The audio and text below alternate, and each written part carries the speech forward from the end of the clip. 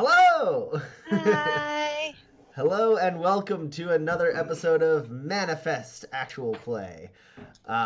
With me, as always, are Seth, Dan, and Addie.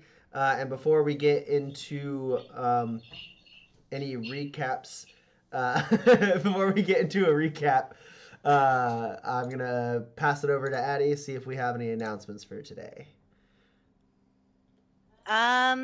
Stay at home, everyone, if you can. Public No, service we don't. announcement. We don't have any um announcements. Our store is still open for pre-orders and will be until the crisis has passed. So we'll give you a week's notice before we close it up. If you want to grab some manifest stuff, it is still out there and available for you to grab. And you can get that from our backer kit. There's a link from the Kickstarter. And also I think on our website, which is manifesttherpg.com. So also follow and subscribe. I guess I do have a couple of announcements. So one Surprised. day I'm gonna get it right, and we're gonna have a party. So that we don't forget to follow and subscribe if you can here. If you have Amazon Prime, you do get one free channel subscription that you have to renew every 30 days. Make sure if you are subscribing through Amazon Prime that you check it and make sure that you don't need to re-up if you want to. All of the revenue uh, goes into the stream to make the stream a little bit better um, for you guys. We'll do some cool background or maybe get some art or something fun. Um, Also, it if we get like lots, we'll upgrade like our cameras. Um, Also, we have social media. At Manifest RPG on Twitter. You can follow us on Facebook if you've got Facebook. And I think that is it. Just make sure that you support the artists, even that you love, even if you can't support us, because right now things are pretty tough for some people in the art community with all the conventions. And theaters and everything being uh, shut in order to combat the COVID-19 coronavirus. Um, so there's a ton of places online that you can go to donate to people. Also to your local food banks, and reach out to your local representatives. They'll be able to tell you how to help people in your area. And just stay at home if you can. Like I said, I brought it back around. That's all. We did it. All right. So let's jump into the recap of what has happened so far. Kinsey, Pax, and Roland are in the Badlands. They're in the Copper Claw Highlands. They've been on the trail of a missing nomad pack known as the Riveteers. The Riveteers failed to make part of their route, and it seems that the another nomad pack, the Cloud Cutters, are behind it. They've driven the Riveteers into the mountains and are kind of patrolling the mountains, trying to find out where the Riveteers are. However, Kinsey, Pax, and Roland found the Riveteers.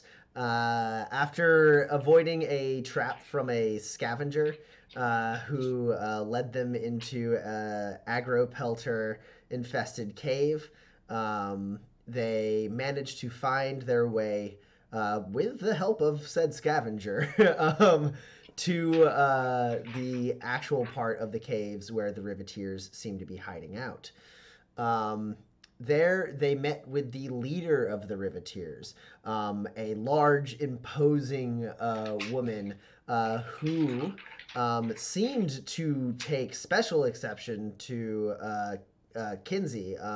She was rather violently interested in the tattoo Kinsey has by his eye. It's a shape of a triangle that kind of extends down with two little legs. and she realized that Kinsey is someone that she knows from her past, and she removed her mask. And Kinsey, you saw the face of your mother, who you haven't seen since you were like 3 or 4 years old. Um, so she's kind of dismissed the rest of the Riveteers. Standing in front of you, she's removed her mask with the like kind of like stylized humanoid face with like the big tusks coming out of the jawline. She's taken that off. She is again a large woman, heavy set, broad shoulders, wearing like chainmail and armor, and she when she removes her mask, you see she has like kind of gray stubble. She shaved her head, and she's missing part of her left eye socket, and that eye is milky white, and stationary, and she has just like horrible like scarring kind of going as if like part of her head has been like scarred off, and is missing slightly, and you also see some like burns around that ear. It's kind of fused to her skull, but despite all of her disfigurement on her face, Kinsey, you recognize, older now, but the face of your mother, looking back at you, and she's just like wide-eyed. Okay, Houndy, it's you then. You've grown since I last saw you, Pikejaw. And same could be said for you. I mean, I would hope so. I thought, well, I heard you were not alive anymore. Yeah, a lot of people heard that. Let's take this conversation into my tent over here. Yes, do let's. Perhaps you've got something to drink? Might be helpful. And she like slaps you on the chest, and she goes, "My do." And she leads the three of you into a tent that's kind of pinned up against some of the cave wall on some stalagmites. She moves the flap in, and everyone's kind of watching, because they are not sure who you are. You can see them like they're busy moving crates around and looking like they're doing something, but they're observing you as you walk in. And she walks into her tent. You follow her in, and she like opens up a crate and pulls out a bottle of clear liquid, sets it down with a couple of somewhat dusty glasses, and then as you like are closing the tent flap, you can hear like some murmuring behind you, and she goes, "I don't want anyone dropping any eaves." And she goes over and pulls like a like blanket off of a large device that she slots a cartridge into, and she presses a button on it, and it kind of the machine whirs up to life. And you hear a song you're familiar with, a song by the one and only Bobby Klein, playing into the tent, going, "So rock me, mama, on the Hodak Trail. Rock me, mama, 'cause you never fail. Hey, mama, rock me. Rock me, mama, in the wind and rain. Rock me, mama, on the high-speed train. Hey, mama, rock me." You know Bobby Klein? Of course I know Bobby Klein. We end all of our routes in Soldina, and he makes himself known, don't he? He certainly does. He's got a set of pipes on him, that boy. I like him. He certainly does, and he can play a fine guitar. That he can. A little bit of a pain to hang around for long hours, but well, I do like his music. I didn't find that at all. I thought he was quite Well, interesting. Give it time, son. Fair enough. And here, who are these folk? I know y'all can just call me Tusk. I mean, That's good. Pikejaw kind of died when I went over that cliff, so most people know me as Tusk. All right, understandable. Well, would my compatriots like to introduce themselves? I seem to get myself into trouble when I do it myself.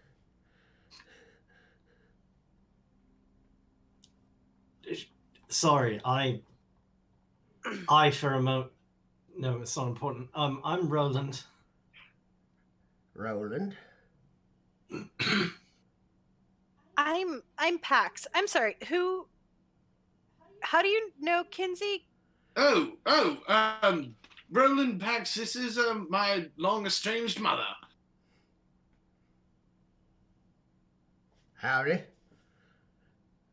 Don't be rude, say hello. I already did. Well, Hello again.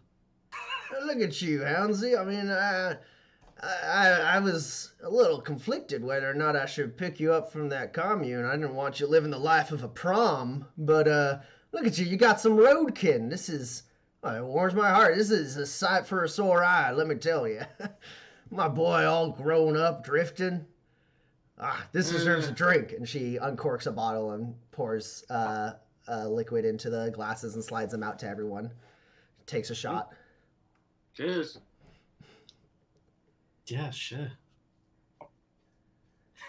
Well, much like Pikejaw, I must have died once you went over the cliff. I think that Hounsey, in his own way, died when you dropped him off at the old homestead. I go by Kinsey these days, Kinsey McShaw. Yeah, that's a good name. I always was wondering. I figured the McCharlottes were good folk, and everyone on that homestead, they was gonna take good care of you. And well, I mean, I'm sure they do. I figure if I couldn't keep myself alive, how was I supposed to keep a 3-year-old alive? No hard feelings, right? I mean, it seems like you turned out okay. Oh no, I turned out wonderful. Didn't have any life-altering, stressful anxiety issues, being abandoned or anything like that. No. Well, that's good. You're made of hard stuff. And she hits you on the chest again.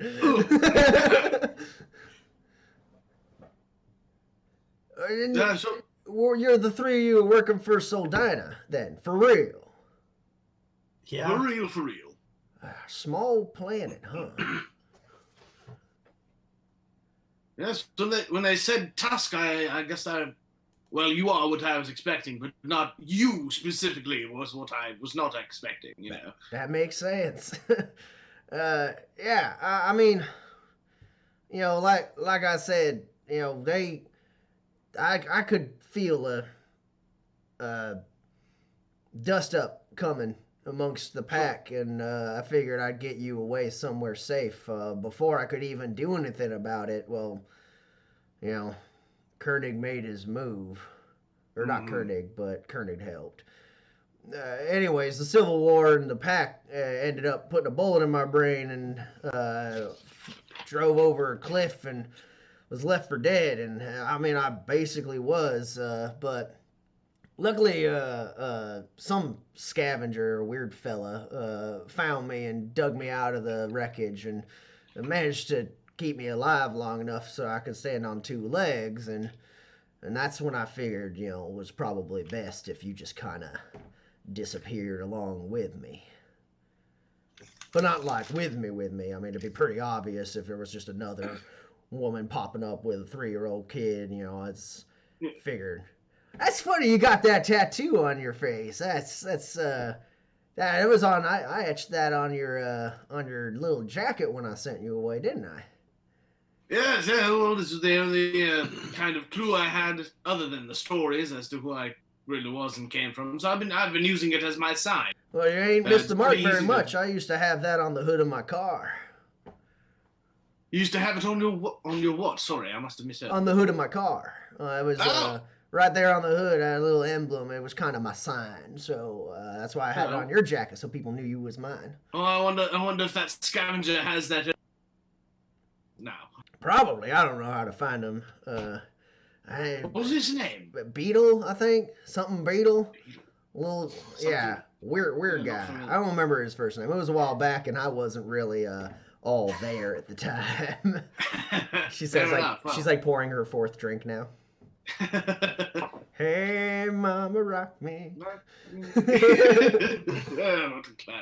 So what have you been doing since then? I mean, done well for yourself. How did you meet up with the Riveteers? Well, I mean, you know, I had heard of them, and I ended up being around that area. And when I finally figured I was good to go on my own, I kind of joined up with them, and eventually took them over. You know, their leader got old and slow and died, and I was next in line.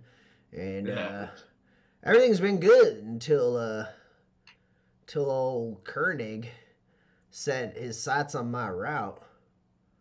Ferdinand Koenig.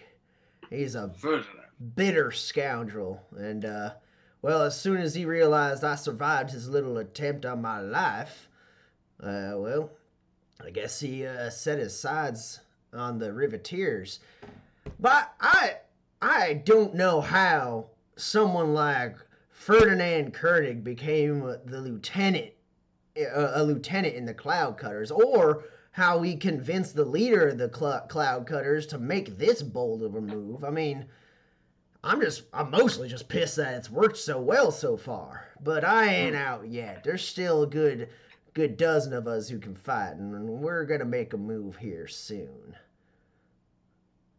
Well, is a head-to-head fight the best option, do you think? Or it's worked for me in the past. That's how we've been keeping our... Now, I mean, I went a little cleaner when I joined up with the Riveteers. I figured, you know, violence begets violence. But also, if someone starts something, maybe you just stop it really fast and they don't try again. And that worked for a while. We kind of just defended our turf and didn't try to expand.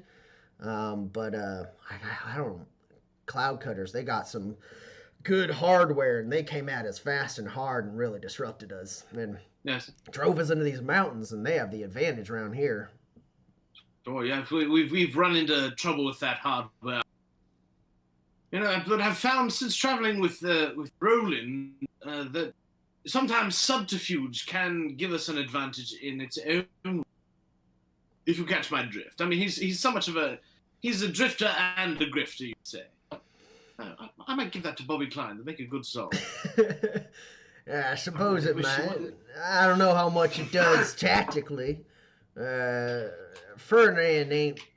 I mean, this is a personal feud between me and him. You know, he's just bitter and just angry at me. He's doing all this just to get to me. It weren't until someone figured out that I was Pikejaw that the Cloud Cutters started moving in on us. I don't think they would have if Ferdinand didn't know I was alive.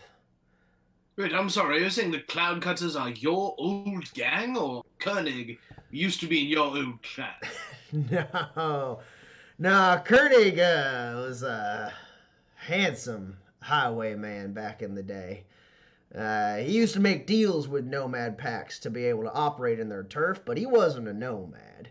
So he's decided to change his spots for feathers or what have you to be able to join up with the Cloud Cutters. I guess he gave up his old gang and decided to live a nomad life.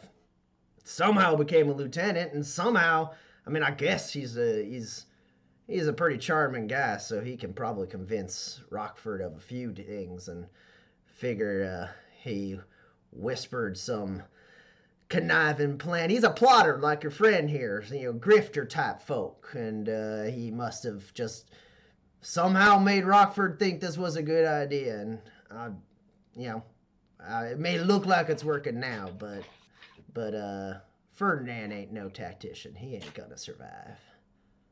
I'll make sure of it. Oh hell! Oh, and she kind of fiddles with her glass for a second, and then pours another drink. And have you finished your drink yet, Kinsey? Yeah, it's fine. Yeah, she pours a little bit more in her drink, and then glances at your glass and pours a little bit more, and she goes, well, "This is about to get a little awkward, son. Ferdinand, He is your pappy. I knew it. Thanks. No, I thought that was quite clear.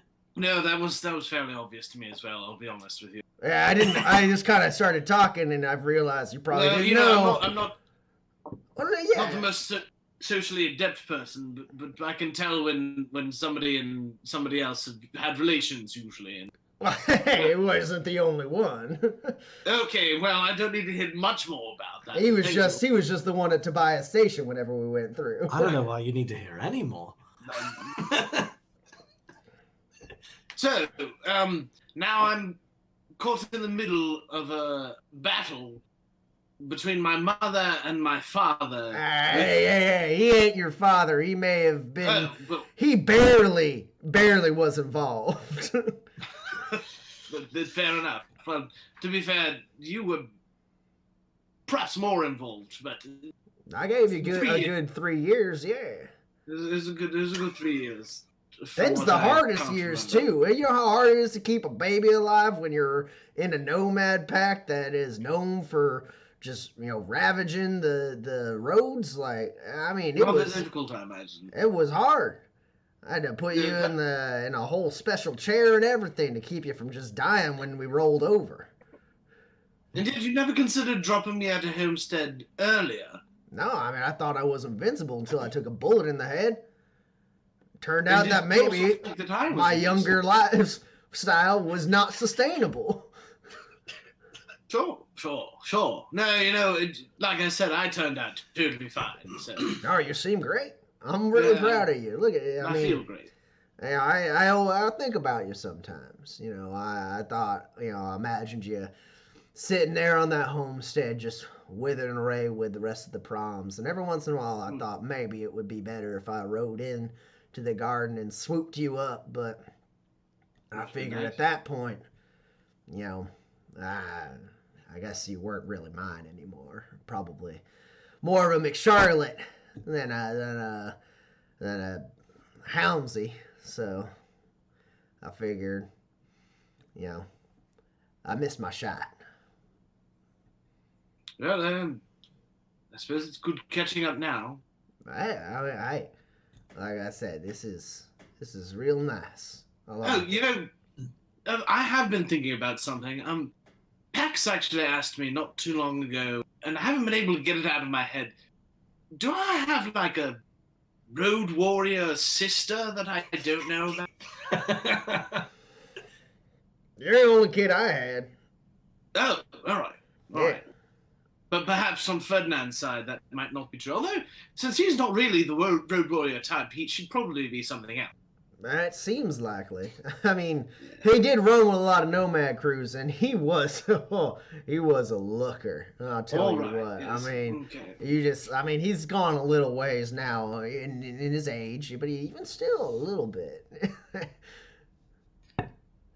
But he's a son of a bitch, and I want to kill him. Yes, we probably should. Yes, I feel that's. We have to. He's forced my hand. There's no living after this if I don't take his head. Well, I'm not sure. I suppose I could. I mean, I don't actually know him, so. But I guess what I'm saying is, I'm there with my guns and my bullets if you need me for firepower. I don't know about my compatriots, but anything that I can do to help, I'm just trying to get this war over in a safe enough fashion so that Sildana can survive and get their nomad pack back. All right. Well, as soon as we finish modifying our vehicles for this terrain, we can take the fight to the Cloud Cutters. I figure they're somewhere in the highlands, posted up like a bunch of cowards. But I figure once we can actually, transport ourselves around here with some semblance of speed, that's when we'll prove to them that this is our turf for a reason. All right, we've got a couple of vehicles. Actually, I have a bike that's probably one of yours. Hopefully he's dead so that I can still ride it. Not that I don't mean any offense to whoever the person is, but it might need to be modified too, as well as our truck. All right, you got one of our bikes? What, is it one of the treaded ones? The tread bike, yes. Oh, that's cute. Yeah, no, I mean, I don't care if it's one of theirs. You can keep it. I appreciate that. Thank you, Tusk. And she like gives you a little like cheers and then drinks. I'm gonna lean over to Roland and like kind of like tug on his sleeve a little bit. Yeah. We should probably tell her that about the scavenger that was captured and pointed us like pretty much directly here. Do they whisper to each other a lot? Usually around me, yes. There's some information I'm not allowed to be privy to. Well, You you know, should the way I probably see it, say it. people like to whisper, and you just kind of wait until they're ready to say 'Cause- whatever they want to say. Nah, right. That's what I better usually at do. it. The whole talking, and I got really excited that Kinsey has a mom, and he's more excited, I think, than Actually, he can is. you pour and me I just- another drink? I'd appreciate that.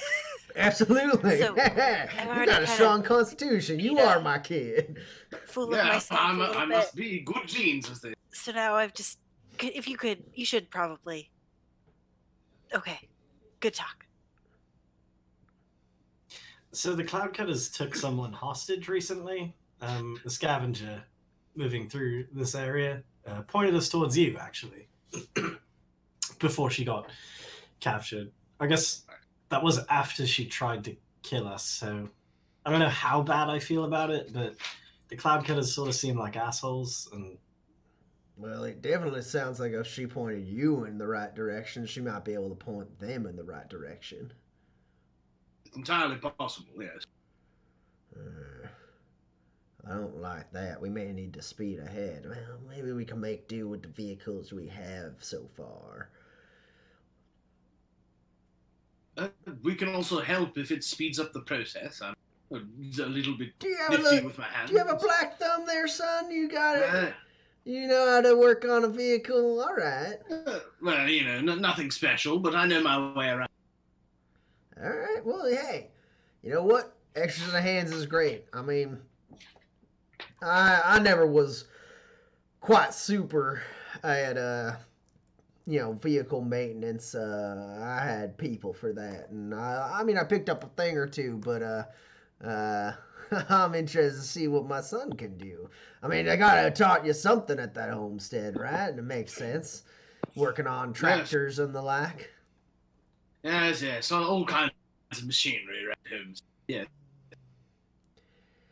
I suppose, yeah, if y'all want to join in the fight, my plan was basically there's a split boot canyon nearby here, and I figure we go that way, we draw them in, and then we just tear them up. Not bad. But in order for us to be able to even survive in that area, we got to get our vehicles a little more capable in this kind of terrain. Extra suspension, maybe a hover vehicle or two if we can make it happen. It's kind of hard though. I mean, I don't know how the Cloud Cutters have it on every single one of their vehicles, but fair we pull in the Outriders first, and then eventually we got to deal with the war gyros, and then eventually they'll send in the bullwhip, and that's how we send a message. Take that out. I'm sorry, the bullwhip. Yeah, it's their war wagon. Huh. It's driven by one of their best. They call her Red Wheel. She's a illuminated menace, and whatever tricks she has from her powers, she definitely makes them. She pilots that thing like none others. Like she can see where she can't see, and that thing, it's a bulldozer, tears right through any vehicle. It's fast and rough. I'm almost a little jealous that she gets to drive it instead of me, but I feel pretty confident in my own war wagon. I feel like I can take her. Well, if we get the opportunity to steal the bullwhip, would you be interested in? I mean, sure, if you think that's something you can pull off. And I've seen this thing cut through all sorts of vehicles. It's basically a rocket with an engine. We may not look like much, but We're a pretty crack team, if I do say so. Don't look so surprised, man. All right. Well, although I didn't ask, are you in joining us for the canyon attack? Yes. I mean, we are sort of on the payroll for helping you, so I guess. Yeah, we're gonna help your mom kill your dad. All right. Sounds I like like fun. her. I was trying not to say that sentence, but Why I not? was It's what's asking her happening. a question. This is why I don't talk very often. No, straight to the point. It's I like fine. it. It's clear that I'm the only one uncomfortable with that sentence. No, it's not great. I wish Kinsey, I'm not. So, what, Like I said, I didn't know the man at all. I haven't heard his name, well, at least his full name until 5 minutes ago, so no skin off my nose. Is it? There may have been a couple times when you were 1 or 2 when I referred to him as that bastard. That bastard, yes. Anywho, it'll be helpful to have the 3 of you along. I mean, 12 versus 30 is a rough fight already, so making it 15 versus 30, I think maybe we got a little bit of a better shot. Anywho, let's go see about those vehicles, she says, slapping Kinsey on the shoulder again. I'm sorry, Tommy. You did cut out at the numbers portion for me. It sounded like you said 15 versus 30. That's what I said. That's including Okay. you 3. Sounds about right, yes. Yes, let's get on this vehicle. Great. Yeah, no, sounds like time's of the essence. Show me to the car, and I will make it better. So she leads the 3 of you deeper into the caves. You saw a couple vehicles there. As you're walking by, you can see they're pretty modified. A couple of them are kind of raised up. They have their tires have been expanded and like seems like they are pretty off-road ready. And then she leads you down into like another kind of like cavern, a wider cavern where there are a few vehicles parked. You can see they're like breaking down a couple larger vehicles to make like motorcycles, and like it's all kind of like half done. There's not like none of the vehicles in here are fully formed.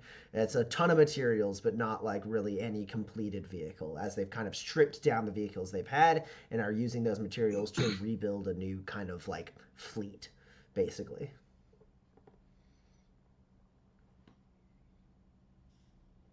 I'm not, super outdoorsy, but I do know my way around a drivable thing, and I have been in the terrain we've been in for the last, week. Does it seem like the things they're making are the best suited for where we're going? You could roll machinery to try and like assess their current like setup. Sure.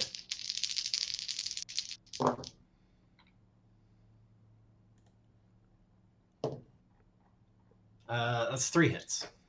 Okay.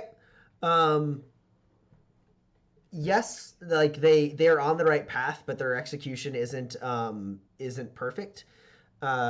You think that you could probably they have like one person who's like working on like a car trying to make it like hover capable, and like they are about to like go the wrong direction. Like they have like too many batteries hooked up to the engine. They're like trying to charge it, but like it's gonna overload and then like fry the thing. Then like you notice like they're making motorcycles, but they're not necessarily making those motorcycles like specific to this terrain. They're just kind of making them motorcycles, and they have like a couple things that they're maybe putting too much armor on when they need to have more mobility in this kind of terrain. So like it's like they have the right ideas. They're kind of like you can tell immediately like their general like whereas you've seen the cloud cutters are all about like speed and mobility and light armor. Like the Riveteers are like the opposite. It seems like their vehicles are large, lumbering, heavily armored things. And so for them to try and like kind of gear themselves towards this terrain. It's a little out of their wheelhouse. Okay. I'll turn to Tusk. I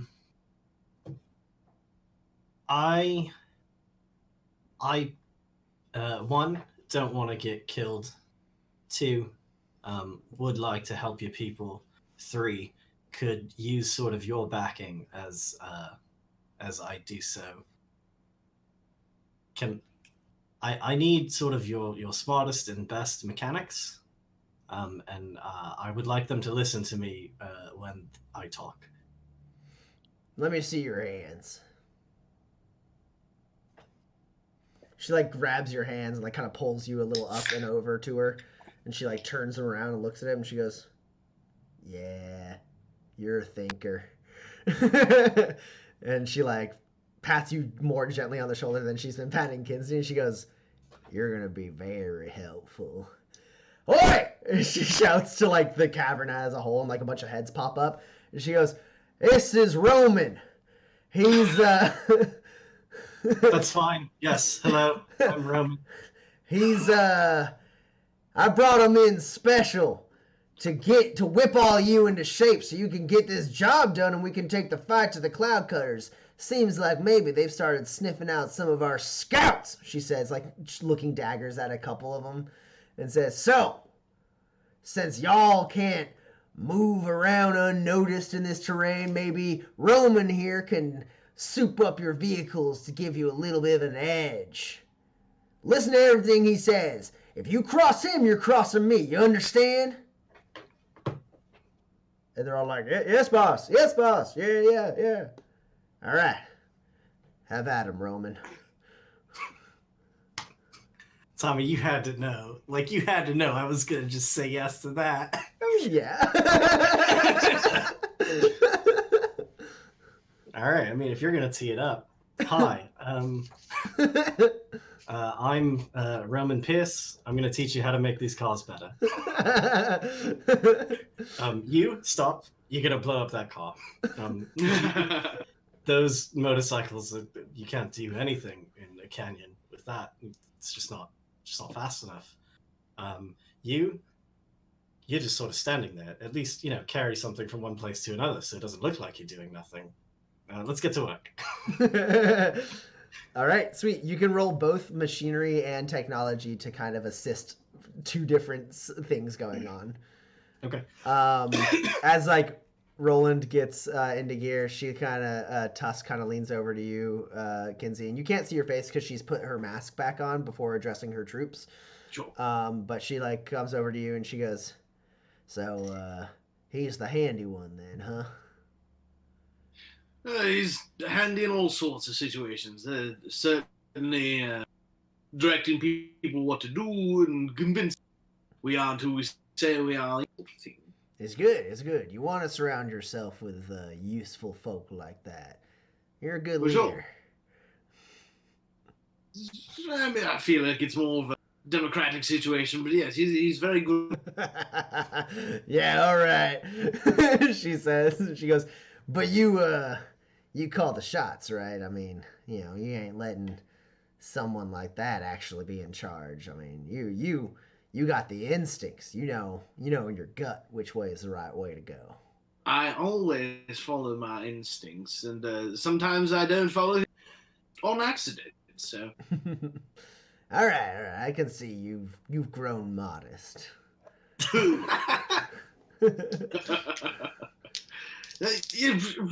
Now, I'm sorry, I've forgotten as a player. Did we bring our vehicles to here? No, they are extremely well hidden. About 45 minutes to like anywhere between I guess like an hour and a half walk from where you are. Right. It would probably be best for me to just help out with these vehicles here. Hopefully, we have enough materials to make something for us. Is that a question for your mom or for Tommy? It's more of a question for the group, I expect. We don't need to go back and get our own vehicles, do we, Pax? Should we just help out here, make something that can carry all of us? Or is it worth the trip?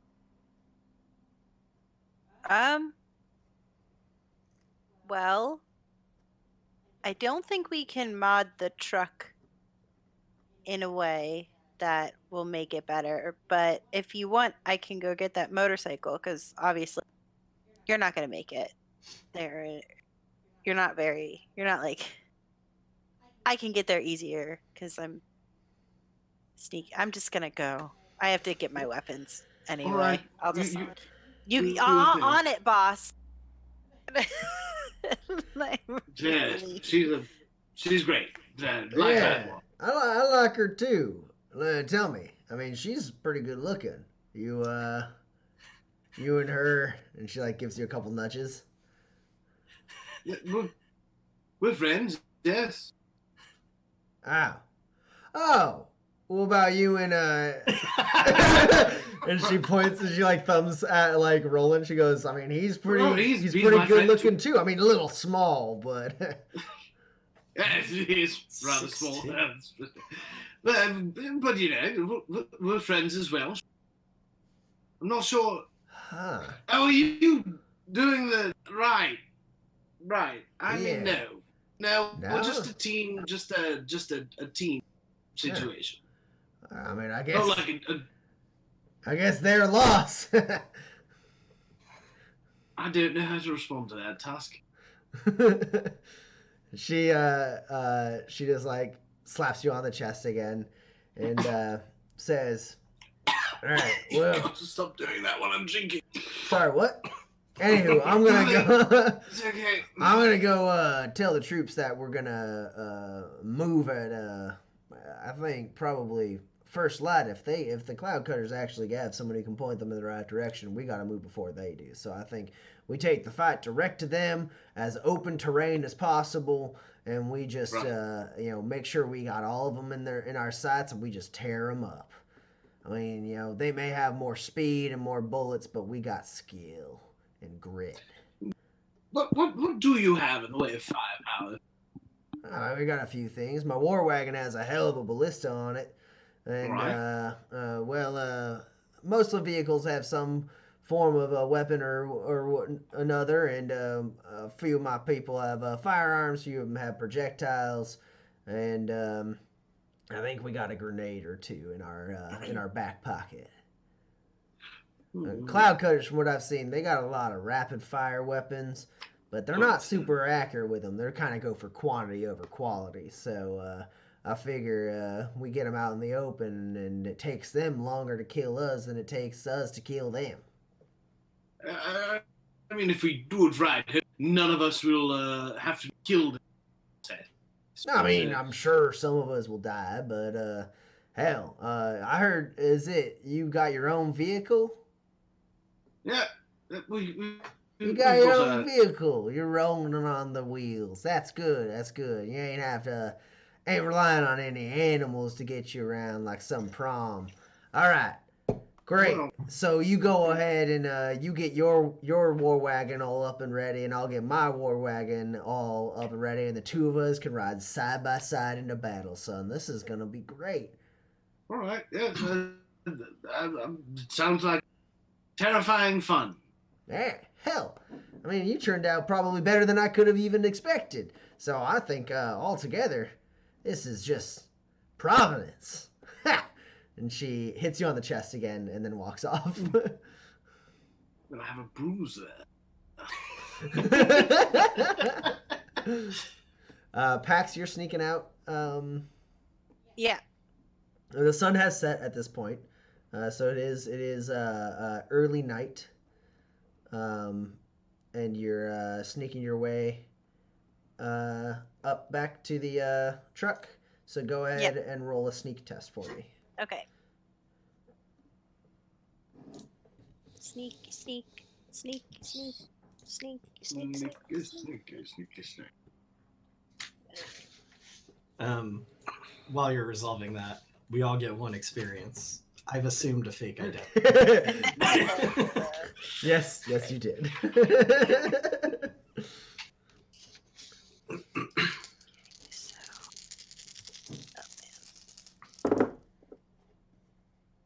Think.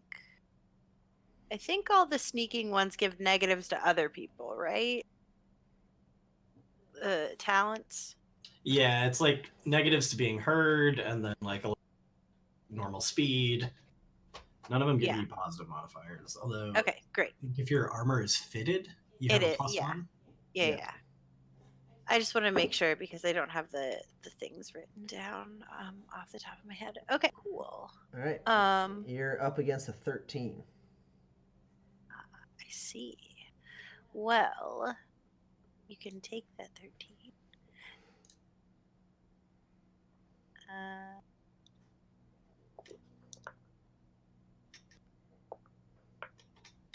Okay. I have 3 net hits. All right. My highest is a 14 though, so That's okay. I don't have any grit I can spend. I mean, I have grit, but I don't have any ways to spend that grit to be able to sure. affect that. I also sneak at full speed, and they're at negatives to hear me. Right. It's not about hearing. It's about seeing. I also have my night vision goggles, so I Cool. should be able to see. So you pop down your night vision goggles and you start moving your way through that kind of valley back up towards the ridge where the cave mouth is, where the truck is hidden. You make good time.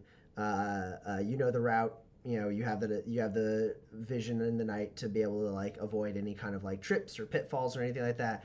But as you make your way up towards the ridge where the car is, you see a light through your night vision goggles kind of flare up at the mouth of the valley, and so you quickly and swiftly scramble your way into cover, and you duck up against a big stone, and you peek out, and you see a large vehicle that is hovering its way into this valley. It is painted red and black. It has plating on like the front and the sides.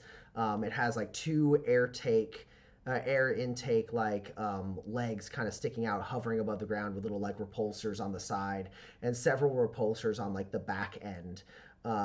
Which as you see, like they like different ones of them turn on at different times to like help it turn and move up and down over this terrain as it hovers in.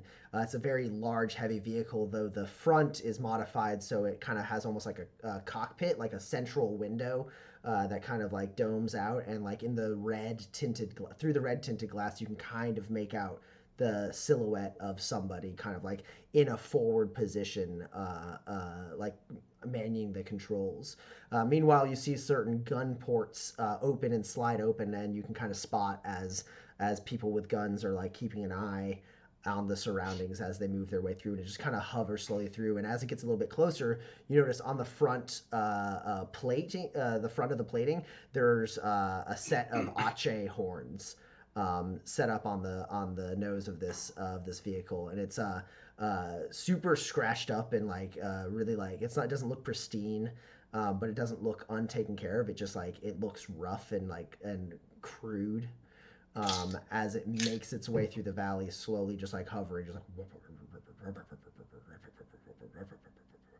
and it like slowly coasts by you, and every once in a while a little like spotlight turns on like the side or the nose that like shines and like goes over the area. But as it passes where you are hugging the wall cleanly, and they don't seem to notice you, and it just slowly makes its way through the valley, just and then it takes a fork that goes the wrong direction. It doesn't seem to go towards where the Riveteers are. Okay. And then you're able to make the rest of your way towards the truck. You get there. You're able to pull the tarp off. You have the motorcycle loaded up into the back of the truck, and all of the weapons and everything easily enough. Okay. I mean, I brought all the weapons with me, so it's just the car and the motorcycle. You said at the beginning that you needed to go get your weapons. Oh yeah, because they made me leave the weapons outside the cave. Sure, yeah. Which and you were then able they to couldn't collect. carry them, Yeah. so. I mean, yes, you do. You are able to collect those. Yeah. Okay.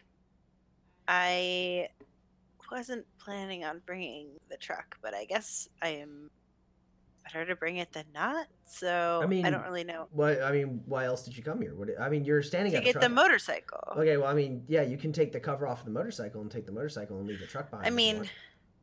it's probably fine. I'll do it. Yeah. I'll just drive casual. So it'll be fine. Okay. Does your truck have off-road suspension? It does. Okay, cool. Go ahead and roll a drive test for me. Okay. I'm gonna get stuck on a rock. I hit a rock. A rock gotcha. Oh no. Alright. Here we go. Kia. No. Okay. Well, I have 2 hits. I have 2 hits. Okay. So night vision goggles on. You start making your way back towards that cave mouth in the truck. It's slow going for sure. Even with your like truck's like off-road suspension, this terrain is super like rugged and just like it just takes a really long time to like work. It's not a straight shot, right? You have to like slowly make your way into like little crevices and then make your way out. It's just very, very slow, like up, down, like little like steep slopes. It's also not quiet, so like I don't want to make a big ol' kerfuffle. Yeah, so like it is slow going for sure. And as you get yourself pretty close to the cave mouth, on a slope leading up to it, you see that light again, coming from a different part of the valley.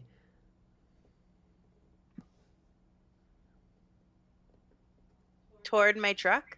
It seems like there's a chance that it would eventually like make its way towards where you are. Okay. I unfold the tarp and I put it back over it because I just like folded it with all the stuff on it and then just like unfold it.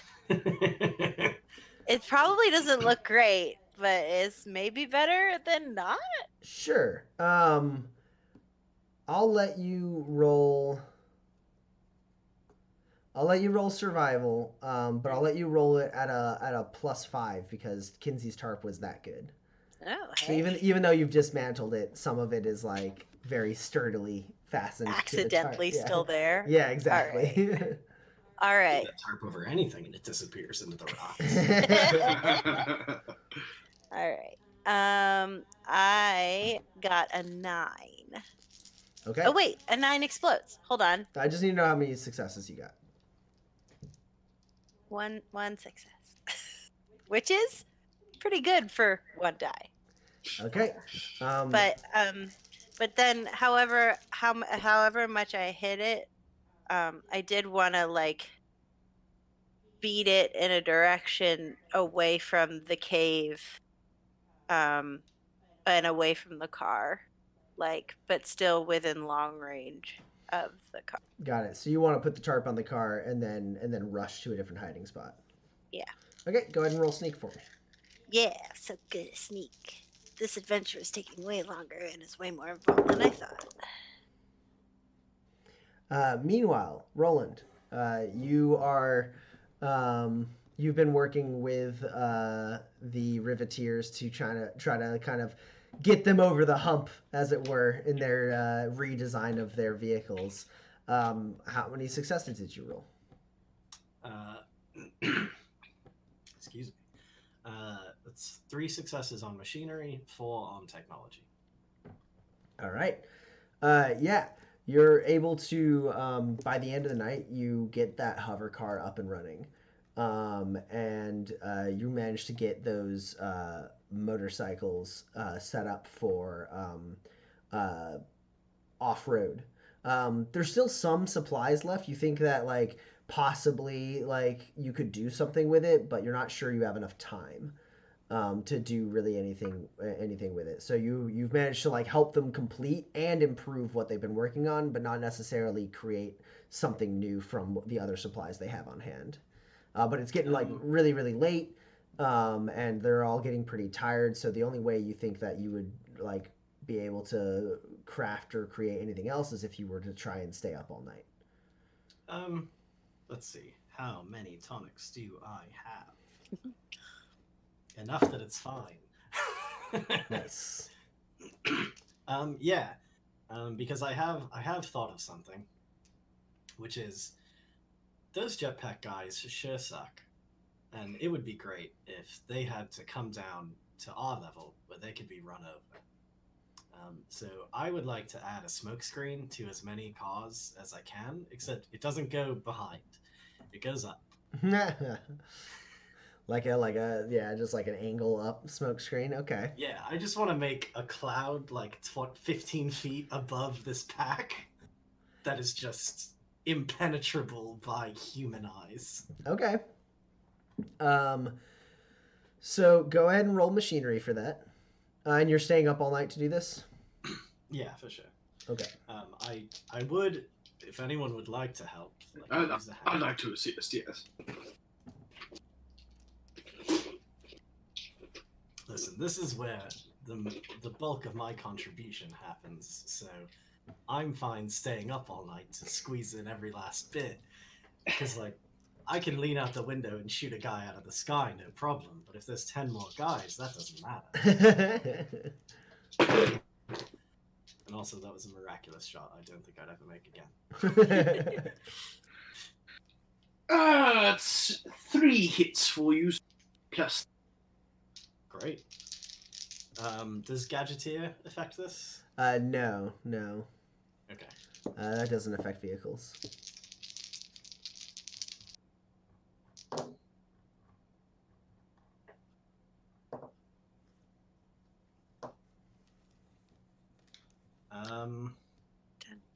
Is there any reason to have more than 4 hits? Yeah.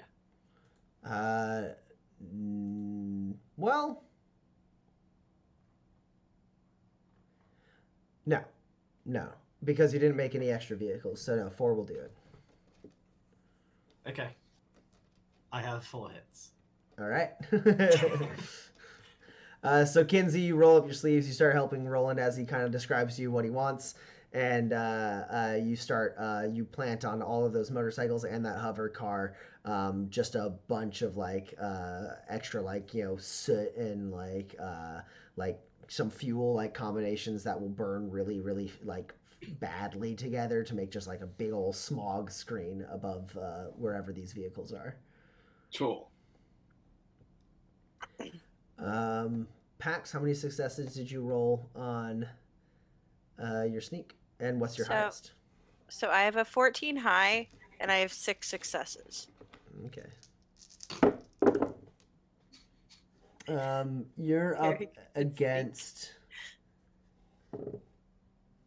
a 12. So how many net successes there?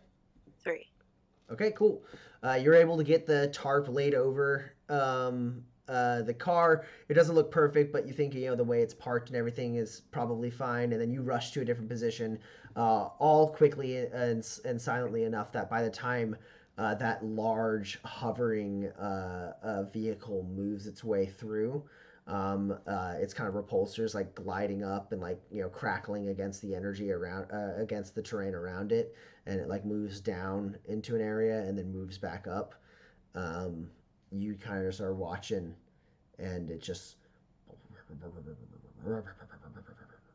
right past you, and then doesn't seem to shine a light in the light that is shining that passes over the truck doesn't slow down at all. It just passes right over. Okay. And then it as soon as it's out of view, I do the thing again. Slowly returns its way back the way it came. Okay. So it doesn't look like it's actually found anything, including the cave, right? It doesn't seem like it. It's passed by where the cave was. Okay.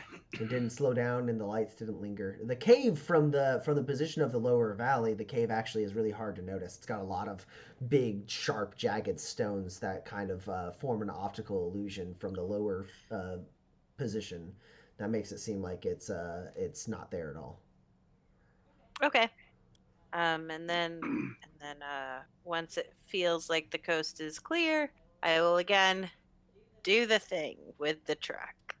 I'll fold up Kinsey's thing again, put it in the bed of the truck, drive, Yeah, and you manage to make your way into the cave mouth, and you go a little ways in, and eventually it gets a little bit too narrow for you. But then, as you do, one of the Riveteers like comes up and like waves his hands as you pull up, and he goes, "We actually got a false wall over here. We can move it out of the way, and you can join the other vehicles." Oh, great.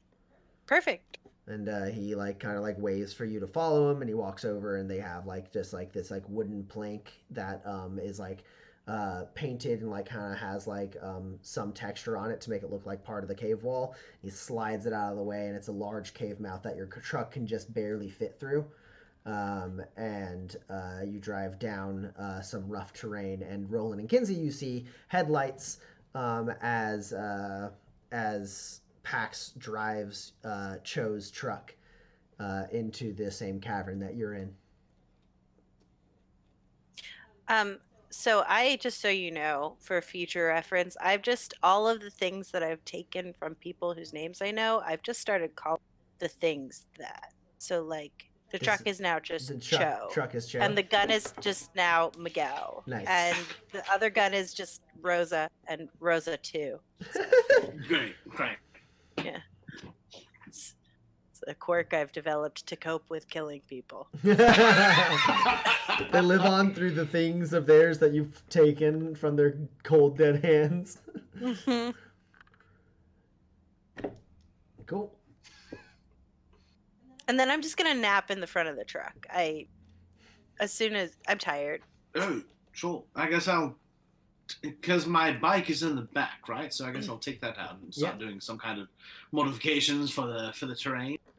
Well, so this bike, at a glance, like it's good for the terrain with the treads, but it is going to be pretty slow. The treads will make it so it doesn't have to suffer any wound penalties, but the treads also do slow it down quite a bit. Anyway, I can speed it up then. Probably not in the time you have left. Yeah, it makes sense. Yeah, I mean, if they weren't leaving at like, the beginning of the morning, if it was like if you had another day, or even if they were moving out like, in the like late afternoon of the next day, then like maybe with Roland's help you could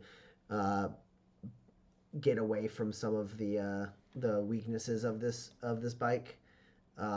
But with the time you have left, you're not 100% sure that's something you can pull off. In the time I have left, is it at all possible that I could find an animal to wrangle so I can ride that into battle? Oh no. You could definitely try. You could go out into the night and try to hunt down a wild animal and see if you can.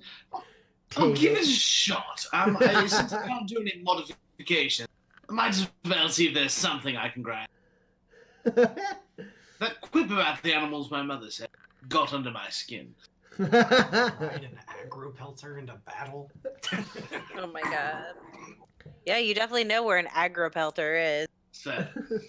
Yeah. I'll let you. So you go out. Roland, do you rest up for the night? Or no, you're working through the night on smokescreen stuff. So Roland, Kinsey's helped you as much as he can. At this point, it's about mixing the chemicals to make the right thickness of smog, and that's Kinsey's not going to be able to help you with that. So Kinsey wanders off. Pax just has her arms crossed in the driver's seat, and she's just like sleeping in the driver's seat of Cho.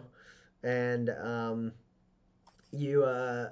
Kinsey, you make your way out into the night, and you can roll survival, and we'll put it at a -7. Okay, my survival kit obviously helps in this. Yes. Am I recalling an aspect of nature by trying to No, because you're actively tracking them. You're looking for signs of passage. You're looking for any sign of any creatures around here. All right.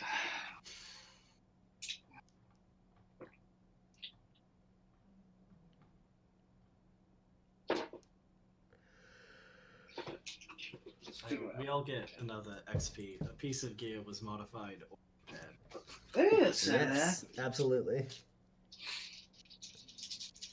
I'm gonna find a law to break. I swear to God. There's got to be one law out here somewhere. Well, it's one hit. Okay. So you haven't slept,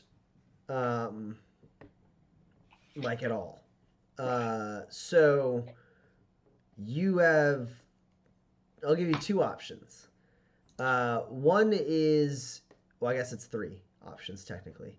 One is you might be able to find a mount if you go all night, like exhausting yourself even further to do so. Or instead of taking the chance on exhausting yourself, you could just instantly take some hit point damage as you push yourself too hard, but find something that may or may not match your specifications, like earlier in the evening, so you have like time to possibly rest a little bit. But it would probably affect your ability to actually tame the thing because you would have pushed yourself too hard to get at it. Or option 3 is you could just give up and go home and go to sleep.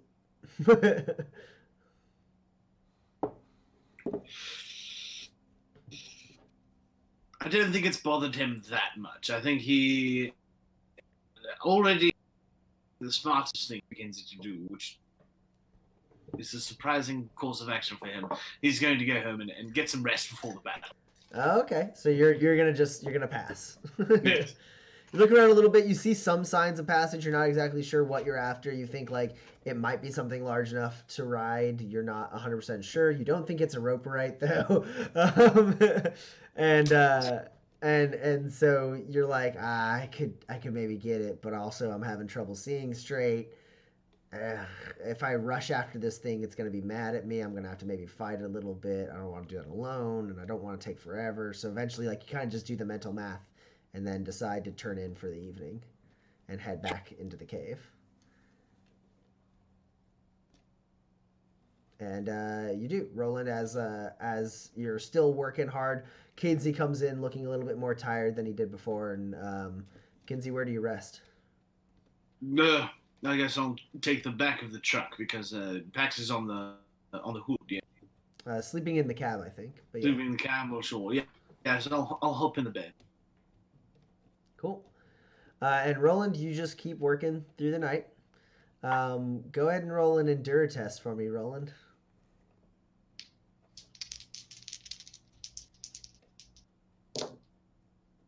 Hey. It's 2 hits. Roland? It sucks that you haven't slept, but you know, is it really work when you're doing something that you're good at? You know what I always say? If you do what you love, you only work when the law's on your tail. Yeah, so like you're feeling tired, but like you've kind of like been enjoying the like puzzling your way through how to integrate these smoke screens in a way that they will like shoot the smoke out with enough velocity that it creates like a low hanging cloud. And so you're feeling a little feeling pretty good about it, even if you are feeling really tired. And as it gets closer to like daylight, or at least you assume so because there's no daylight in here, but at a certain point the camp starts stirring just a little bit, and in walks Tusk, and she sees you tweaking like one of the last vehicles, and she goes, "Hell, you've done a great job. Wow. Hey, when did they turn in for the night? Those weak-willed, thin-spined idiots that work for me." Yeah. Oh, they held out for a while. I started talking chemistry, and 3 of them literally fell asleep where they stood. Well, don't hold it against them. We've all had a pretty long couple days. But hey, this is even better than I would have expected. You ever think about joining up with a nomad pack, Roman? Well, I've sort of been evaluating my options, what I might do with my life after I closed my last chapter, so to speak. I mean, I haven't not thought about it. Right. Joining with the nomads ain't closing your last like after closing your last chapter. You ride with the nomads, you ride to death. Your No, life is I had a excitement. chapter before, right? And that one's over. And I feel like I'm sort of in an interlude here, where I don't really know what I'm doing, or 100% why I'm doing it. I'm kind of looking for the next thing that I can latch onto as sort of a guiding light out here in these dark times and lands. It's not nature, I'll tell you that. Nature sucks. Well, riding with the nomads, you'll see plenty of nature. We spend most of our time outside of towns, passing through. Oftentimes, not even staying for a night. We ride fast and we ride hard. Next destination is always the next day. But hell, I mean, you got some skill, and I mean, you may be a little soft and a little small, but we could toughen you up, and we could surely use a hand keeping our vehicles as maintained as you are. I mean, my mechanics, they can patch a bullet hole, but they can't just refurbish a fleet like this. This is impressive. What's that you're working on? Well, so when we were driving our truck, sort of on our way here, there were an awful lot of guys in jetpacks who shot it a lot. Mm-hmm. And I thought if they couldn't see and had to come down here where we could just run them over, that would be better. So I've made a smoke screen. Ah, all right, clever. So that's how we're going to win against these numbers, Roman. We're going to be smarter than the Cloud Cutters. It's a pretty low bar, but, we exceed expectations like you. This will be easy. I have always thought if I'm in a confrontation, it's fair. I've done something wrong. Now you're talking. Yeah, I can see why Kinsey hired you. Sorry, say that again? Well, I can see why you're riding with my son. And I mean, I don't mean to poach you from him. I get, your roadkin, but I figure eventually he's going to turn around and want to join up with the Riveteers anyways. I mean, join his ma, right? So, I guess what I'm saying is once he eventually decides he's going to stay, I figure I'd be willing to hire you as well.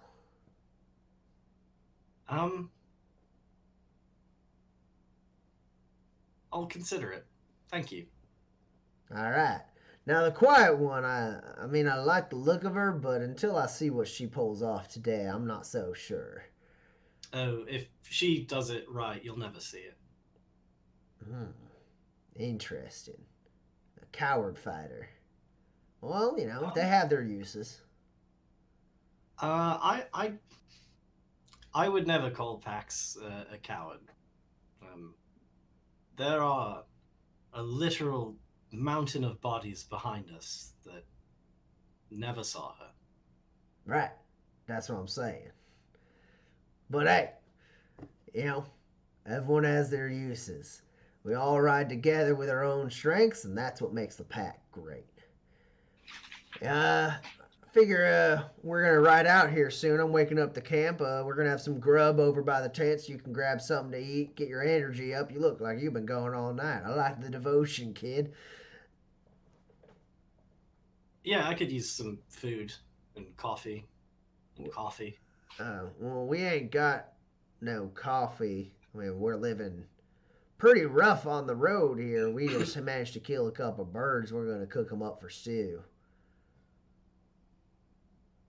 You have something with caffeine in it, yes? I got more gut rot, if you want. It likes to give me an edge, but out here on the road, you ain't got those niceties you got in town. The smell of fuel, that's what wakes you up in the morning. Sure, but then what do you drink No, you know what? It's fine. Food is enough. Damn straight it is. Go ahead and grab yourself a plate. And then as she walks by, she slaps her hand really loud on the hood of the truck to wake Pax and Kinsey up. And she goes, "Rise and shine, we ride to die!" And then goes walking into another cavern. Are we really riding to die? Or is that... Are we trying to avoid... Oh, she's gone. Pax, Hey, come on, let's get some breakfast. Kinsey, if I might... I mean, it's not a private conversation except for the three of us. If I could have a word real quick. You sure? Yeah. I set up the camp stove with a little coffee pot on it. Oh, thank God you're an angel. Your mother, Kinsey, is 100% convinced that at some point, probably sooner than she would admit, you will decide to stay here with her. Where did she get that idea? Did you tell her something? No, she said basically that, word for word. Seems like I've got another awkward conversation on my hands. Also, she thinks you've hired me, and if that were the case, I'm not paid enough. Yes, yeah. She did say something about me being the leader or something. I won't say that I tried overmuch to dissuade her from that notion, but I also never actually said, "Yes, I am your boss," so if it counts for anything. Kinsey, that's the most socially savvy thing you've ever done. You know what? That's fair enough. Well, I'm gonna worry about this now. Are we set for battle? Are we ready to go? I mean, I did sort of my part. This was... Right.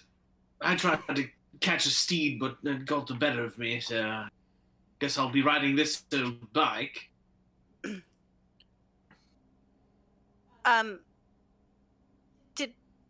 Are you sure? That I want to ride the bike? Oh, you meant this bike. Don't ride this bike. Why not? This is a death trap. It doesn't have any safety features. Well, it's got treads, so I mean, it can ride over things. Right, so it can keep going once you're exploded off of it. You'll be extremely shootable. So dead. I could probably hit you. But I wanted to ride in the battle with... Yeah, no, take somebody else's bike. Yeah. Not this one. No. This one sucks. Give this one to someone else. Won't they mind? No one should ride this bike. Well, I mean, if you can convince a cloud cutter to ride this bike. Well, maybe I should just be in the truck then. That's fine too. I guess. I mean, Kinsey, this feels like a time for frank conversations. Do you feel capable of driving a motorcycle yourself in the middle of what appears to be an all-out war? Between nomads? Yeah, like they drive. All the time. They wake up and breathe gasoline. That's what gets them awake. I'm not sure I'm at that point yet. I'm not going to be putting my mouth on a muzzler or anything. Muzzler? What's the called? Okay, I didn't. No one said. Muffler. No. Right, I'm not going to be sucking down fumes. Not What I'm You saying. should comes out. from the car. Are you sure? But I thought it was on fire, and then It's the exhaust. It's different. You can't drink it. But if I did, That would be would that bad. be bad? That would be bad. It would be extremely bad. Even Fine, I you know know what? that's bad. Scratch everything I said. The point is, I'm going to be on. Pax will be in back with Miguel, and I'll be hanging out in the shotgun seat with well, not a shotgun, but with a gun. You know. How do you feel about wielding a shield at all? Oh, I could give it a shot, I suppose. Because I was thinking maybe if you had the shield and you were in the front, then you could like hold it up, and then it would protect you and Roland a little bit if How- you needed to. How would I see? No, from the back. I mean, like. Oh, that's pretty good. Sorry. Yeah, I just. Well, you God. held it. The Right, pantomime you did it because was you were very in good. front of me. I But I'm wasn't gonna still be confused. Am I behind. holding it I'm still like this behind No, you? Listen, if you don't want to understand. use the bully, I don't care. I just thought it was an idea. I'll just set it up in the back, okay? I'm sure I can figure a way to make it stand. Maybe that's for the best. Yes, I'd rather be shooting something. I think that's what my mother would call coward fighting. If you know what I mean. Oh, yeah, Pax. Tusk is sure you're a coward fighter. I tried to talk you up as being extremely capable, stealthy, but I don't think she values those traits. Sorry. Okay. I know. I don't. I don't. Look, Kinsey is the one who needs her approval because the whole like family thing, and they're gonna be together again. It's really All right, I exciting. don't need anybody's. Look, listen. No. Yes. No. You don't. No, I don't need any. No, yeah, absolutely. Why are you nodding? You're just saying What? no. I do. No. You I absolutely know you don't. called me stupid yesterday, but I do. I have a brain. I know what I'm thinking.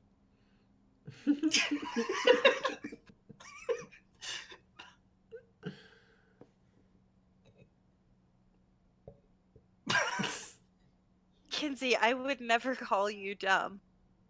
It's not true. You specifically said. You said that I was stupid. You said that my brain was not working.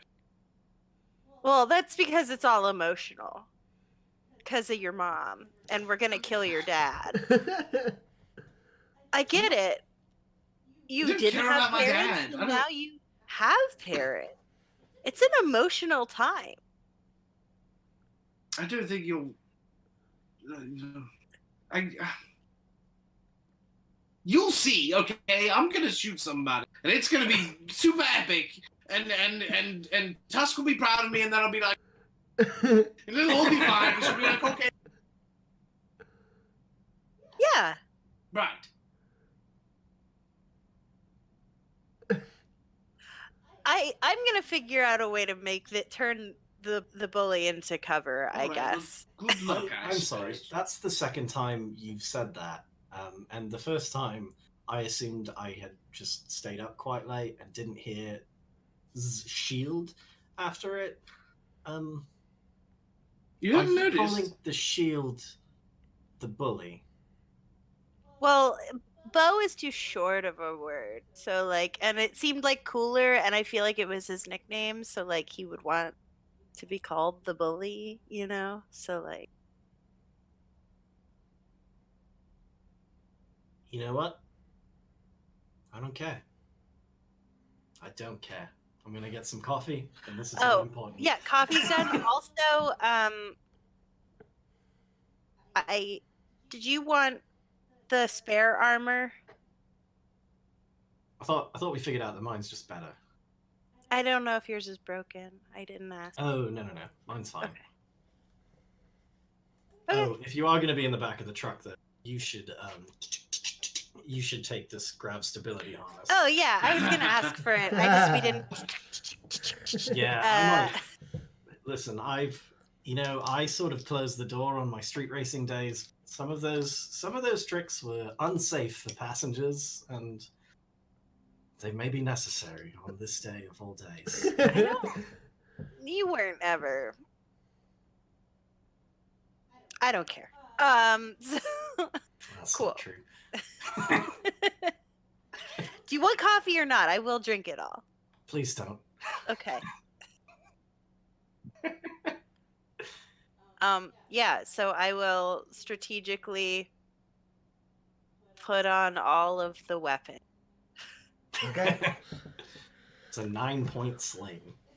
As you kind of have your little breakfast and your little chat, and you get your stuff ready, you get to where the food is being eaten, and it looks like most of the pack is already got their armor and their weapons ready, and Tusk is sitting up there, mask on, kind of talking to the dozen or so nomads around her, and she's like, these cloud cutters may think we're beat. They're like, yeah, and then and they may think we're gone. Yeah, but we ain't gone. No, we're Why not. would you No. cheer for that one? No. Ferdinand Koenig is a scoundrel coward hiding up in his high tower, sending his little birds down to look for us. Well, I say I'm tired of waiting on them. How about you? And they're like, ah, fuck those guys, yeah. Let's give them something to look at. Let's ride straight into Split Boot Canyon. Bring those bastards down on us and give them what for. We take those guys, we take them one at a time. And eventually they send the bullwhip. And they're like, oh, and like the crowd gets a little like quieter. And she goes, what's that I sense?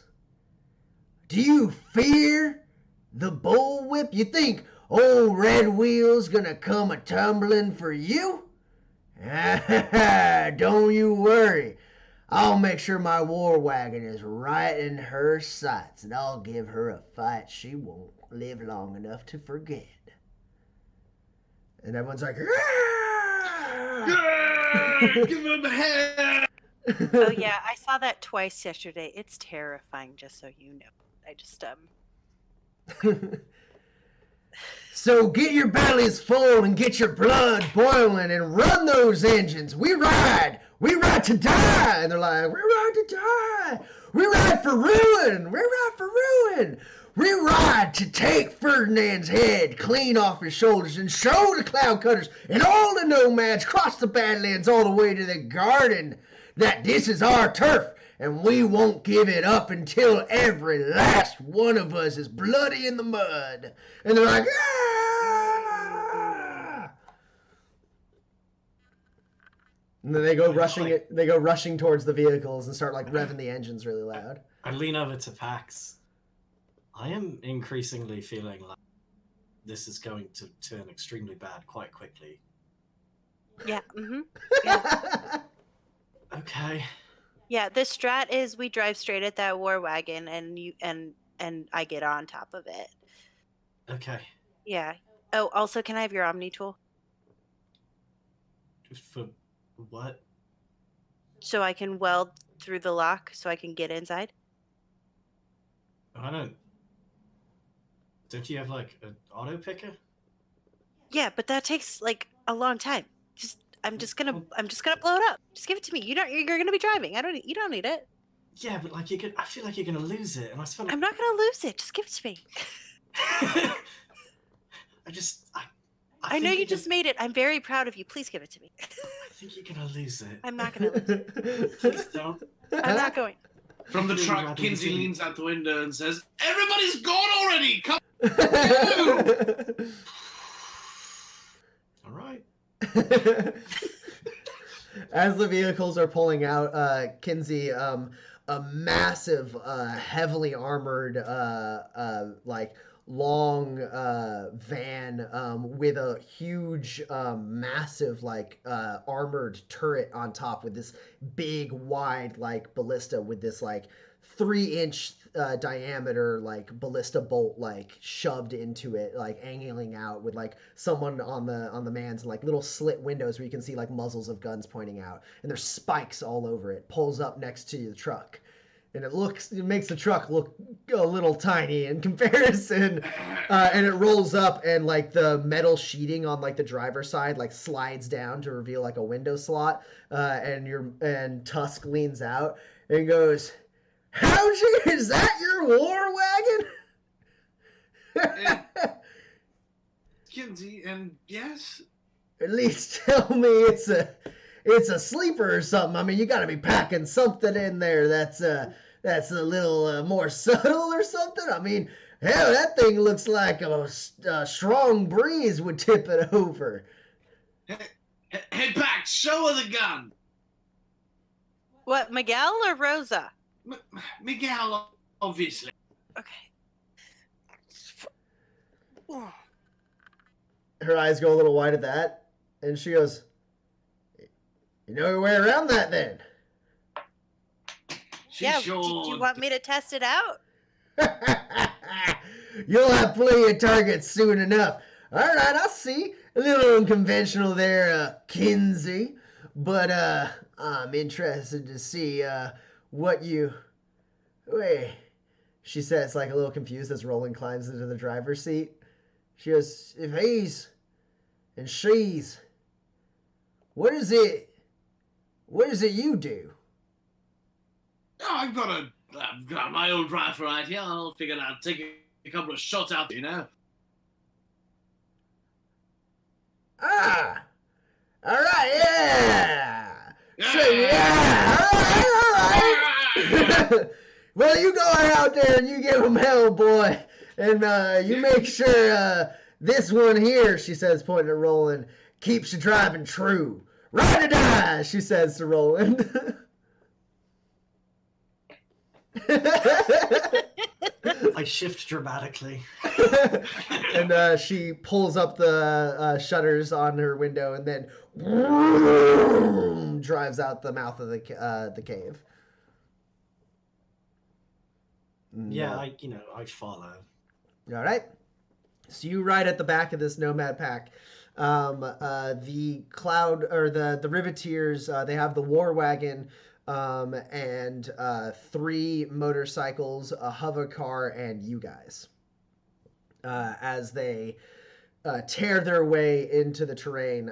With the modifications you did, Roland, you and Kinsey, on the bikes and the hover car, they make pretty swift work of the terrain. It seems like the war wagon is already kind of made to like handle rougher terrain, even though it is a big, heavy, lumbering beast. Its tires are really wide and its suspension is high enough that it's like not even going deep into the crevices because its like tires are big enough to just catch the other end of them and carry it over.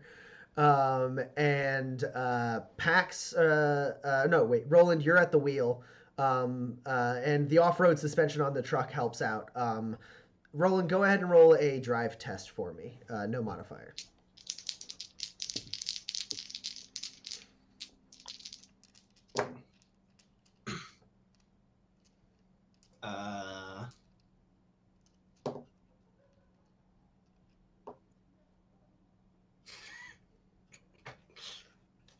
What a wonderfully auspicious start to this. Uh-oh. Well, I'm gonna spend some grit to play to the calorie to count this 13 because it's just a misfire. What? No. So if you have a misfire, No, it's a misfire. Oh. I'm making a success, so it's not a grave. Got it. Yeah. Okay. God damn it.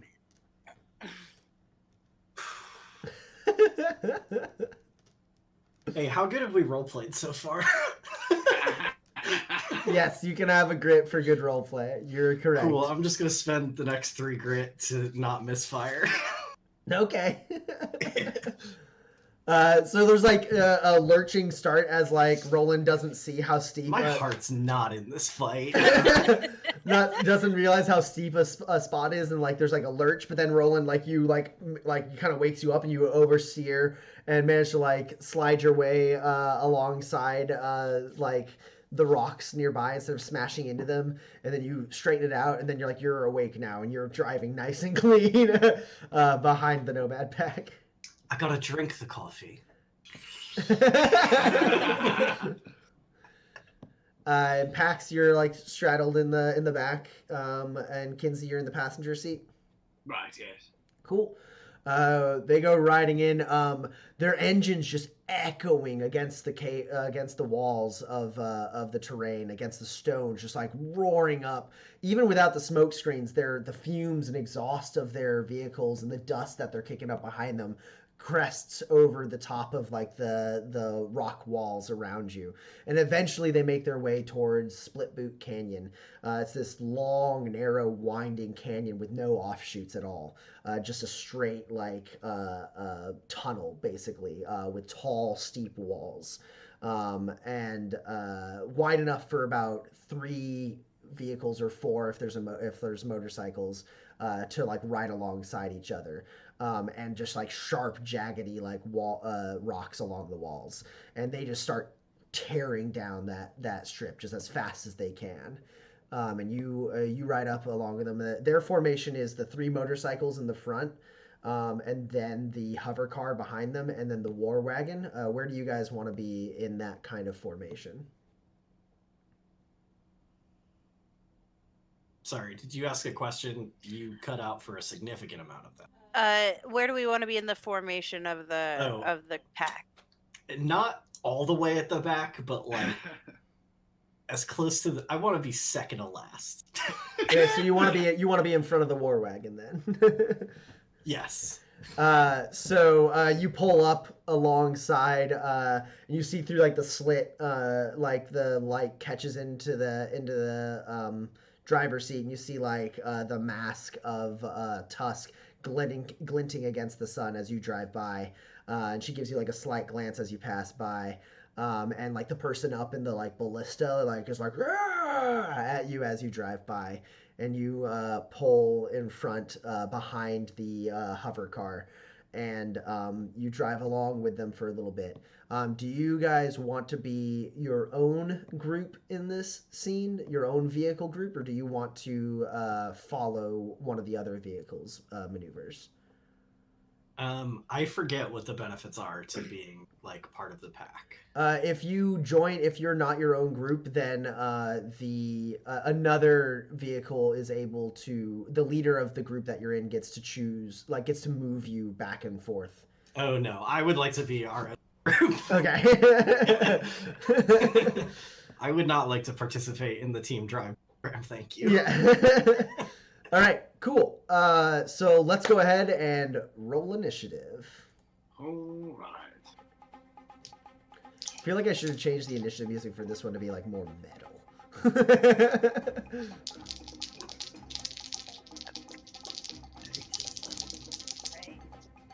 All right, dice. It's time to show up.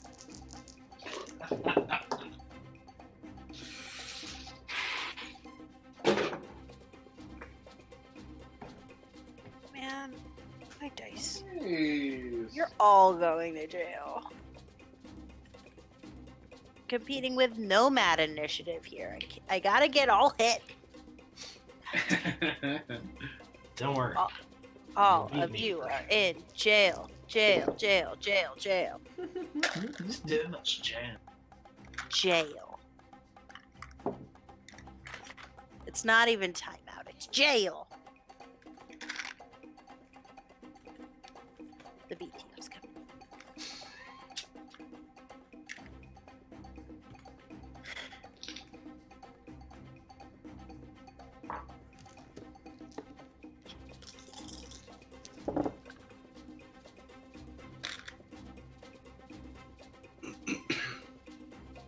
They know what we did. You can all take a dice are grit. like, we're talking to people, right? We're It's talking wonderful. to you. Wait, we get a grit? You all Yes, get a that's grit. why. And Oh then, no, I don't want a grit. I refuse. Well, I still play to the gallery, regardless of if you take your grit or not. All right, fine. Hey, was someone threatened with violence yet when I threatened to shoot Kinsey's mom?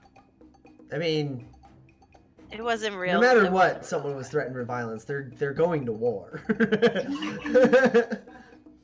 And was an open fight avoided through underhanded means when I hid from the war wagon twice? Yes. I get a grit. Congratulations. Okay. So I just have to convince Redwood to surrender, and I'll get my next 2. I still have to find a lot of break. All right.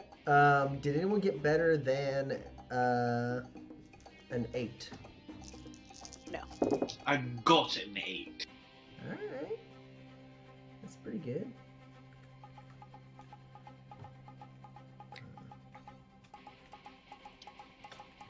What is your awareness? Awareness. Let's find out. 6. Okay.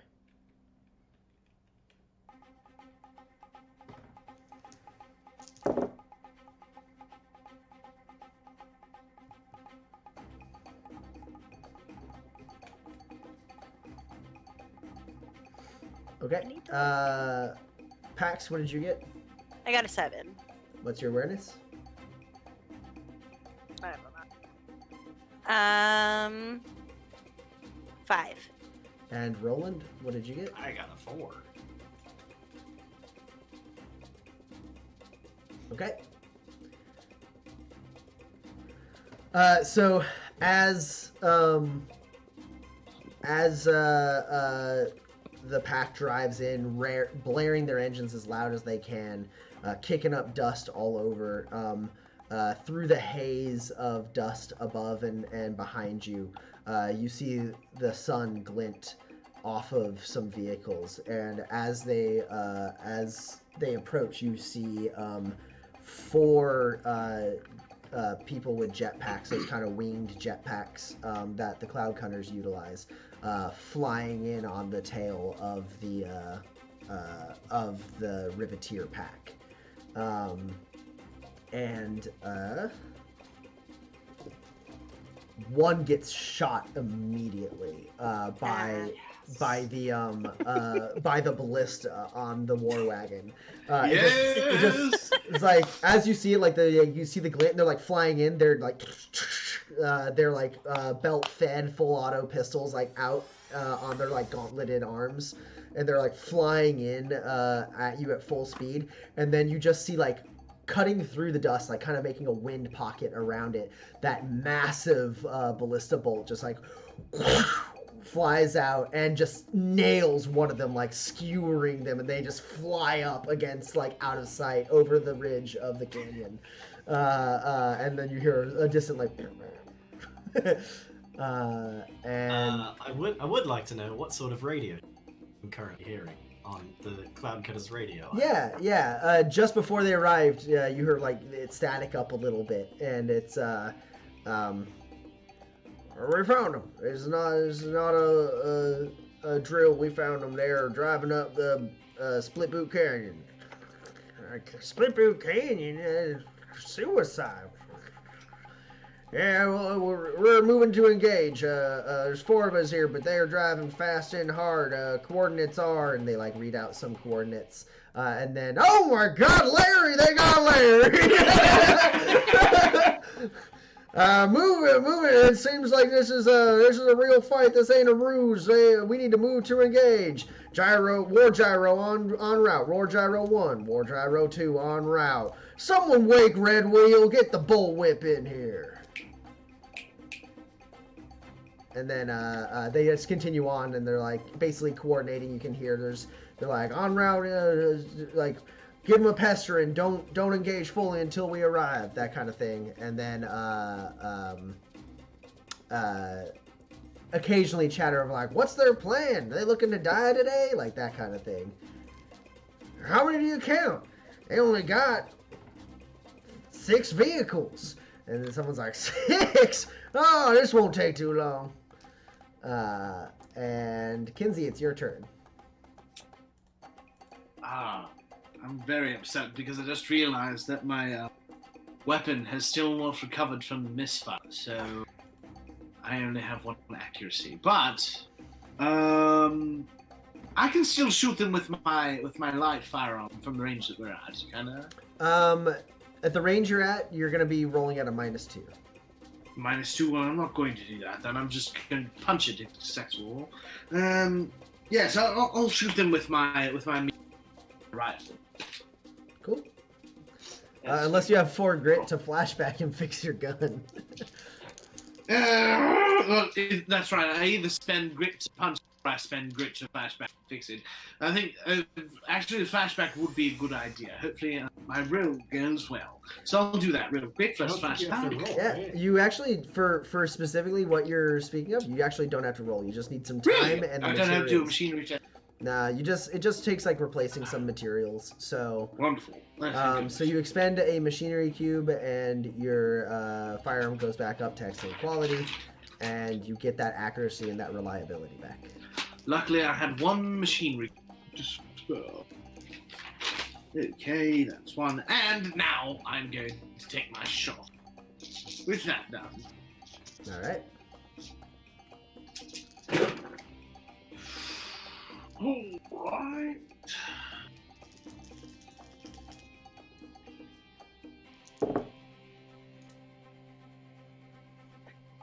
right. You're currently up against a 10. Shit. I have one hit over at 10. So, I guess that's damage 6 with 2 piercing.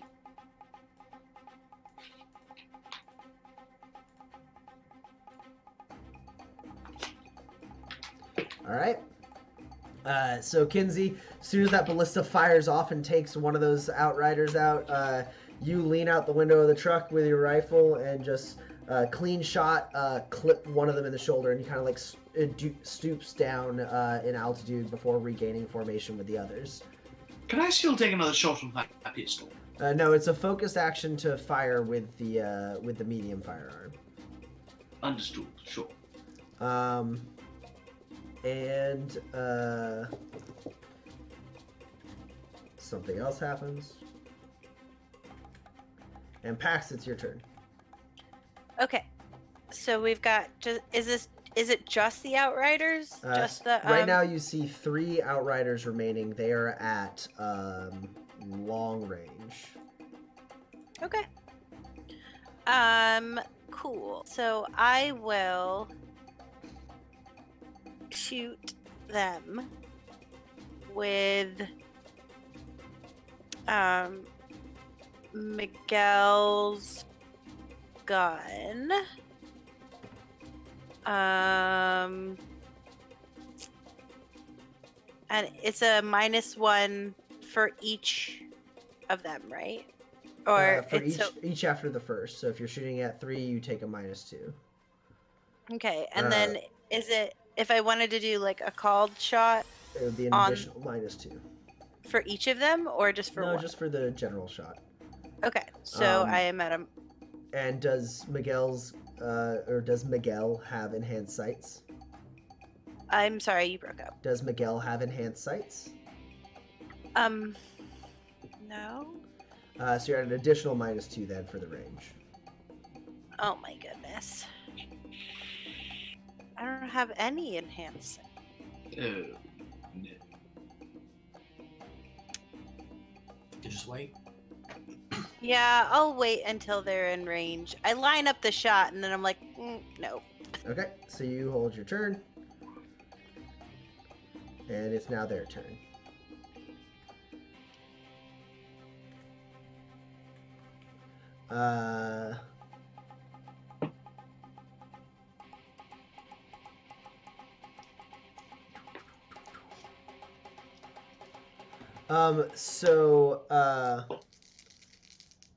Roland, I need you to roll a drive test for me, using your speed modifier. Oh, that one helps.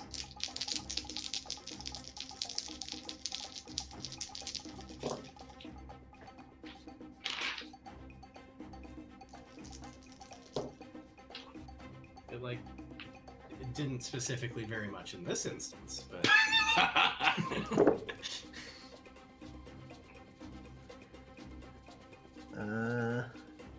You're up against a 12. oh well. If you add all of mine together, I've rolled a 12.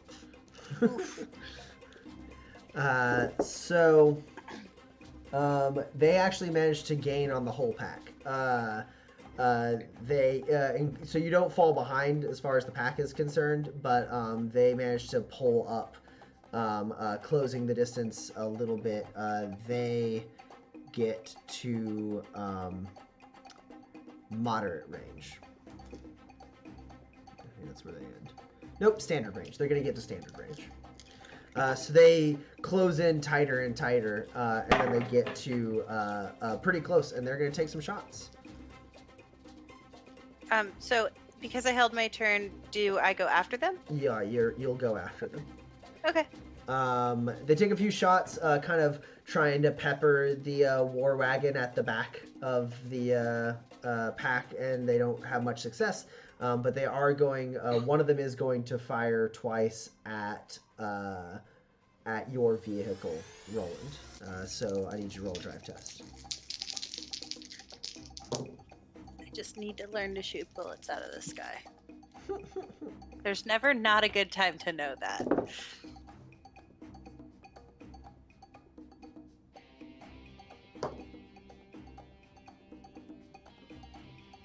You're up against a 9 for the first test. My handling affects this, yes? Yes. Cool. My high is a 5. Okay. So the car. Here, everyone take a grit. Okay. I'm gonna punch it. The car takes 15 damage with 2 armor piercing. Yowzer. Okay, so it takes 9 damage. And then most of that just shreds through the armor. And then here comes the second shot, Roland. Wonderful.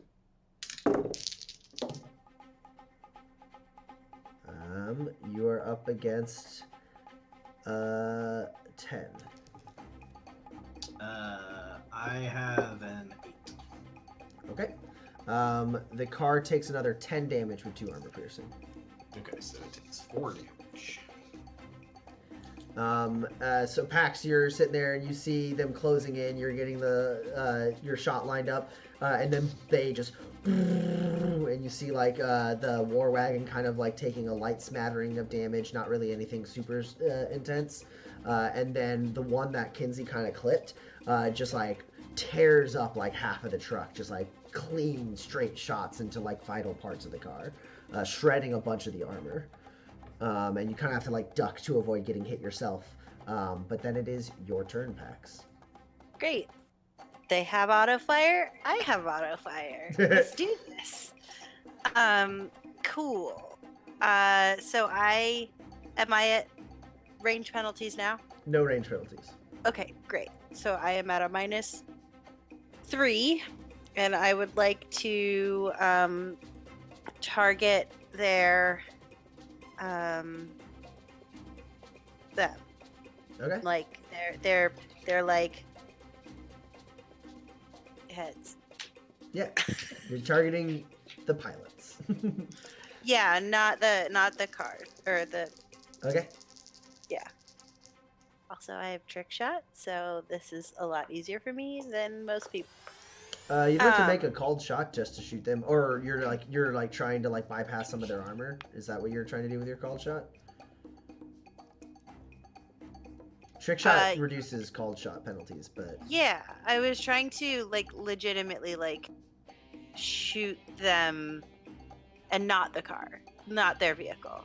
okay. I mean, that's just a thing you can do. That doesn't require a Oh. called shot. But if you wanted to do a called shot for like better damage or bypassing the armor or something like that. Yeah, better damage. Let's do that. Okay. Cool.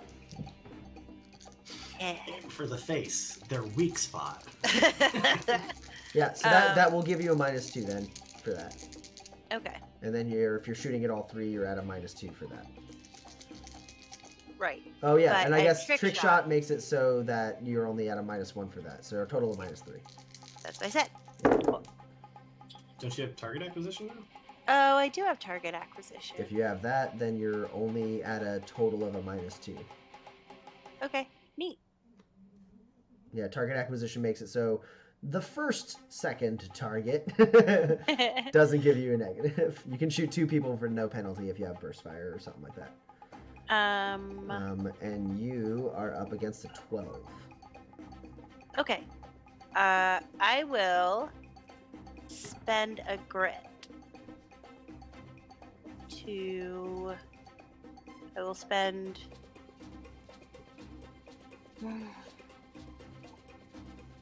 I will spend 3 grit Okay. to go it strong. It's 3 grit to Yep. go it strong. I will spend 3 grit to go it strong, and I will count these 2 13s and then roll more dice. Okay. Oh, I got another 13. It doesn't matter. I can't count anymore, but hoo boy. Unless you I'm spend gonna more roll grit to it punch it. anyway. I'm not gonna do that. They're gonna die. Okay, so I am limited by my accuracy, which is 3. Mhm. My base damage is 7, so that's 21. And it's just regular ammo. So it's 21, but then I did the called shot to. Yeah, For the face. for some extra damage.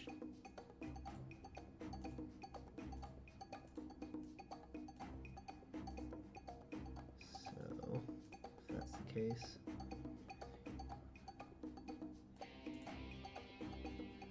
Yeah.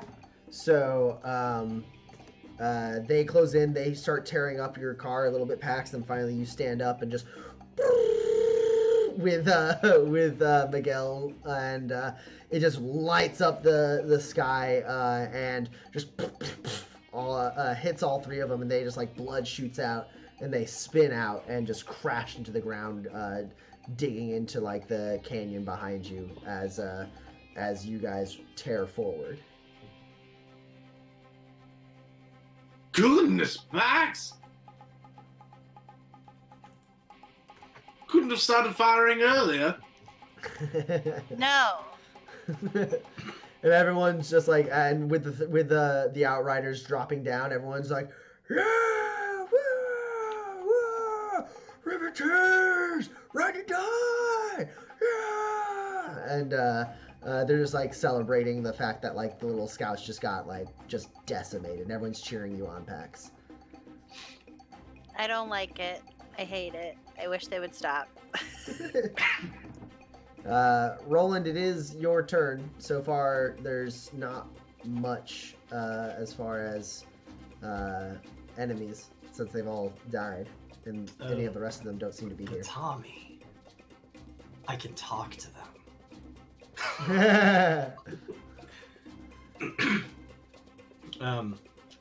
Yeah, I don't know exactly what I say, but in my just the best possible mimicry of one of the Outriders' voices,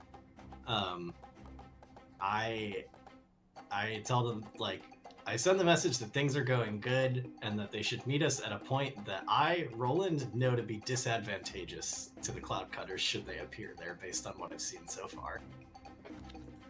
That'll be kind of hard because you don't know this canyon super well. Well, Can I assist? I mean, it's a straight line. I feel like it's pretty easy to read. Well, it's not like it's winding, right? So like you don't sure. there's like turns and stuff, and you don't know like what lies. So ahead. it's less about telling them to meet us like terrain. I'm like, I want to give them a really fucking bad angle of attack that they should come in. Sure. Okay. Yeah. So go ahead and roll manipulate. We'll put it at a -1, just because you only have like fleeting, like distorted voices to mimic. Yeah. And I can't assist with survival at all, right? No, because he's not actually trying to like know about this canyon. And since we're in structured time, he'd have to. You've already gone this round, so like this is happening like as you're pulling yourself back into the vehicle. Now, would you say the radio is dressed to impress? No. Nice try though. Well, I mean, it's where they expect their.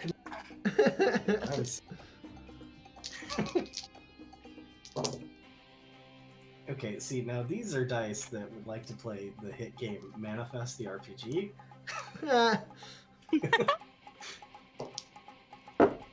Yeah, okay. My high is a 12, which is as high as I can count. The highest they have is an 8. Oh, that's not enough for you. I have 3 net hits over an 8. Nice. You're like, Outrider 1, we're taking heavy fire. Engage them from this vector, and you like give them another vector to like to ride head on, like with enough line of sight for like all of the Riveteers to have like a clear shot straight ahead without having to like look over or anything like that. because you know specifically that the Outriders on the front, they have front-mounted weapons. So you have because you were working on those bikes before, so you basically tell them like they got rear-mounted weapons. They're taking heavy fire from the back. We have to circle back around and take them from the front. Everyone reroute to, and you give them like the coordinates and the vector to like come from the west instead of the east, which seems to be where they were coming from. And they're like, Roger that, Outrider 1, we are en route.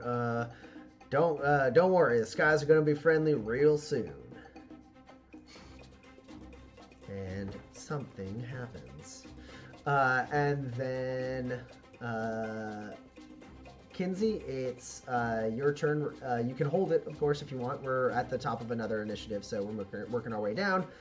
You are welcome to hold your turn, as there's nothing for you to shoot at, or if there's something else you want to do, now would be the time. No, I don't think there's anything I'll... Okay. So, sure enough, ahead as the pack like rides up along like a curve and then levels out on a straight shot, you see off in the distance ahead just like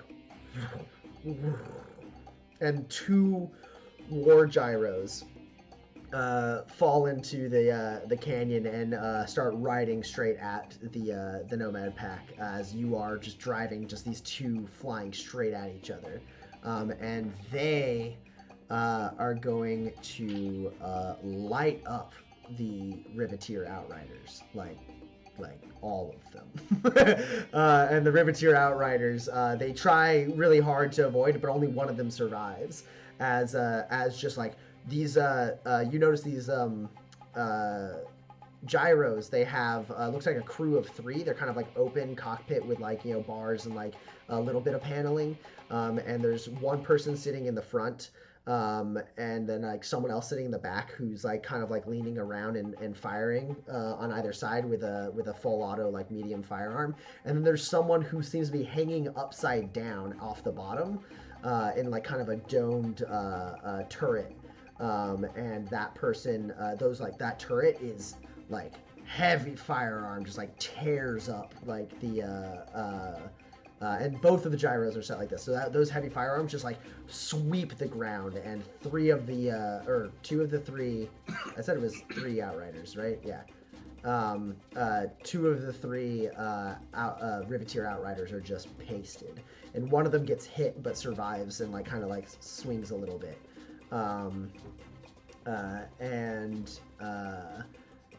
Pax, it's your turn. Or actually, Kinsey, you held your turn if you wanted to do something. Did you? No, you don't want to? You're muted, Seth. Okay. So Kinsey's still holding the turn. Pax, it's actually going to be your turn. Are they... They're at long range, right? They are at... yes, they are at long range right now.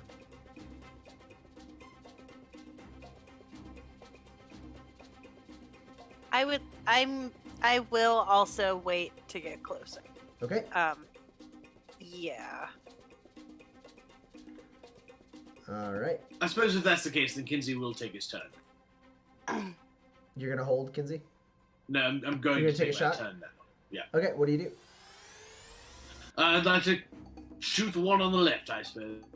Okay, are you trying to target any of the people inside the gyro, or are you trying to target the gyrocopter itself? I'm not sure what you're saying, but I would like to target jet.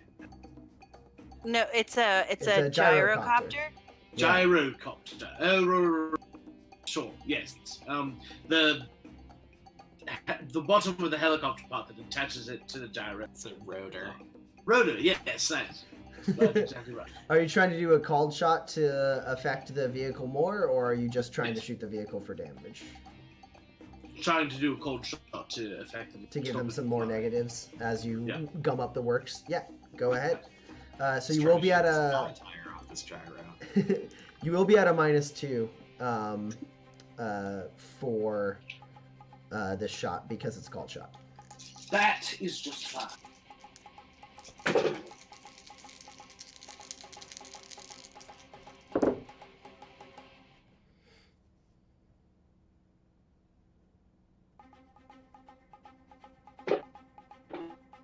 I've got a high of 12.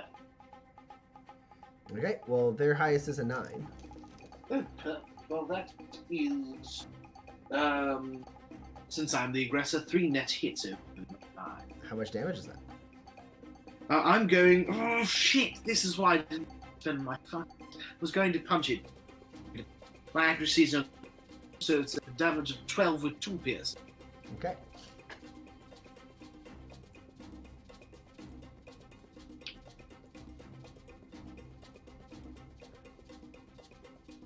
Hopefully, I can get a roll that makes you spit. All right. So you aim true, kind of like waiting for a second, and they're like closing in. You glance around, you see like the one outrider kind of like clear himself out of the smoke of the gunfire, a little wobbly but still alive. And you just aim a little bit higher and take a shot, and you hit right there, and like you see sparks and a little bit of smoke coming out of the rotor of that gyrocopter. You think it's lost like a little bit of its handling. And following your lead, the Riveteer war wagon is gonna. It looks like they're reloading their ballista. So they don't take a shot with that, but like some of the slots like open up and a couple people lean out and they start taking some shots at both of the gyrocopters. One of them seems to ping one of the gyrocopters a little bit, maybe cutting into the armor just a touch. But in general, it's mostly just like a harrowing fire that causes them to like kind of like have to maneuver a little bit to avoid being hit dead on. And Pax, did you want to take your turn or do you want to wait? Are we closer? No. Then I want to wait. Okay.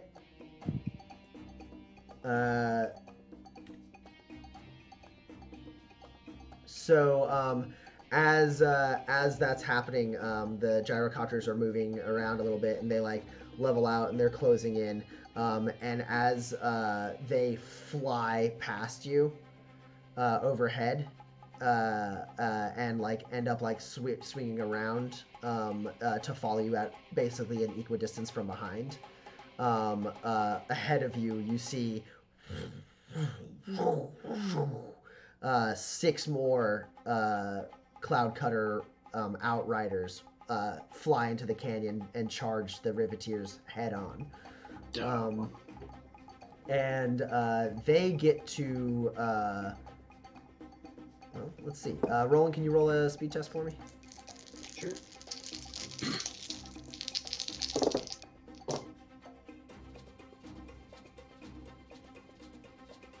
My high is an 8. Okay. So they get to close range. They fly in. They don't take any shots, or they do take some shots, but not as many, as they seem to be focused on getting as close to you as possible, as quickly as possible.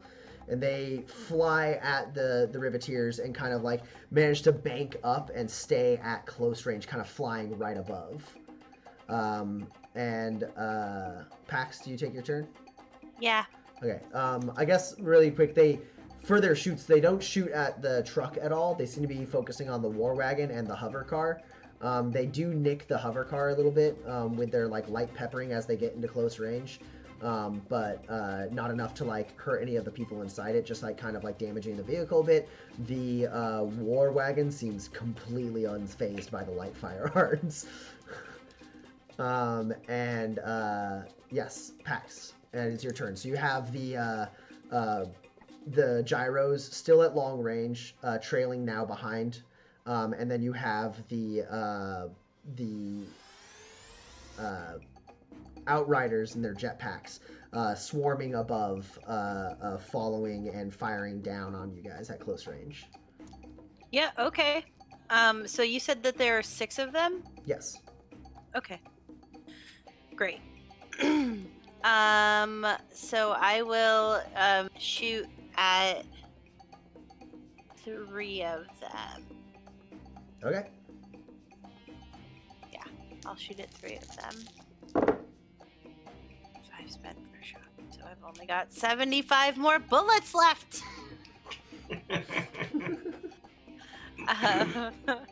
Okay. Here we go. I'm rolling for probably less than these guys can. I really wanted to attack the gyrocopters, but it's just not. It's just not an option. They're just still at long range, right? So even though flavorfully they did pass overhead, like you missed the window, right? Yeah, I know. It was too quick of a passing. As say, just like didn't start turning until they were well past you. Yeah, no, I get it. I definitely get it. I just really wanted to. Oh no, it's stuck in the tower. Oh, it pooped out another one. There were 2 in. Which is great because I was wondering where that 4th died. The highest you're up against is 13. But since you're attacking effectively 2 sets of them, you're also up against a 9. I'm also up against what? A 9.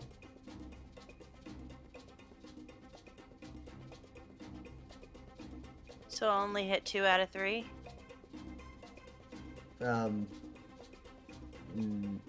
I'm sorry, I don't know how you're counting them. I assumed I was shooting. You're shooting at. Oh yeah, you're just shooting at 3 of them, so it's just the 12. Sorry. For some reason, because you had initially been like, there's 6, so somehow I thought you were shooting at 2 groups of 3. Oh. I mean, that'd be nice if I was. Fine. I will, there's nothing I can really do about it. I have a really excellent roll.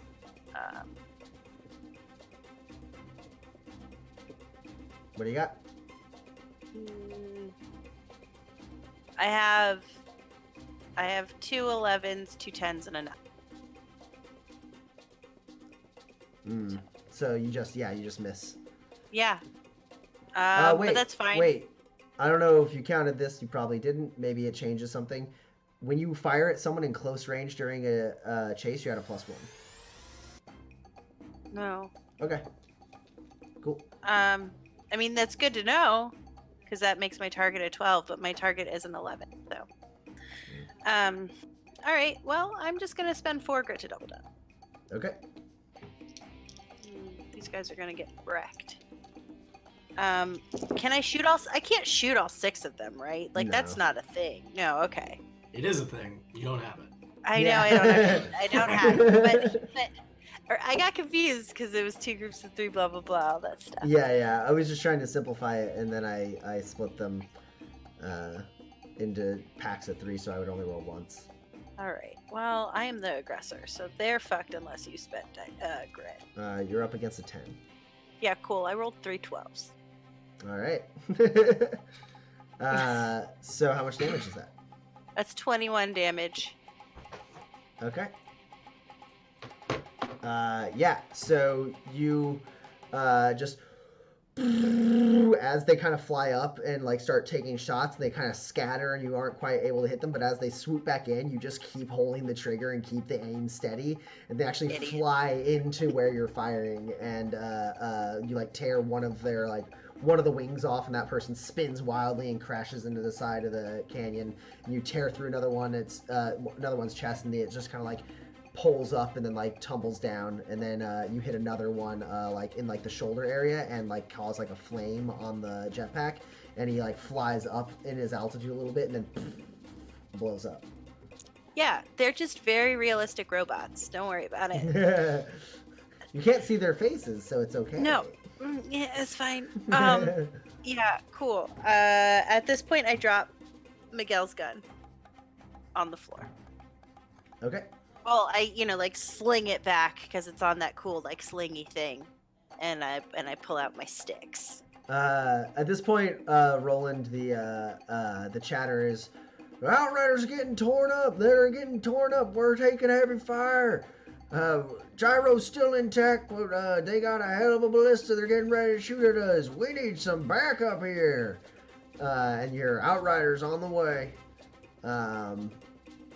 And then you hear shouting out from the hover car.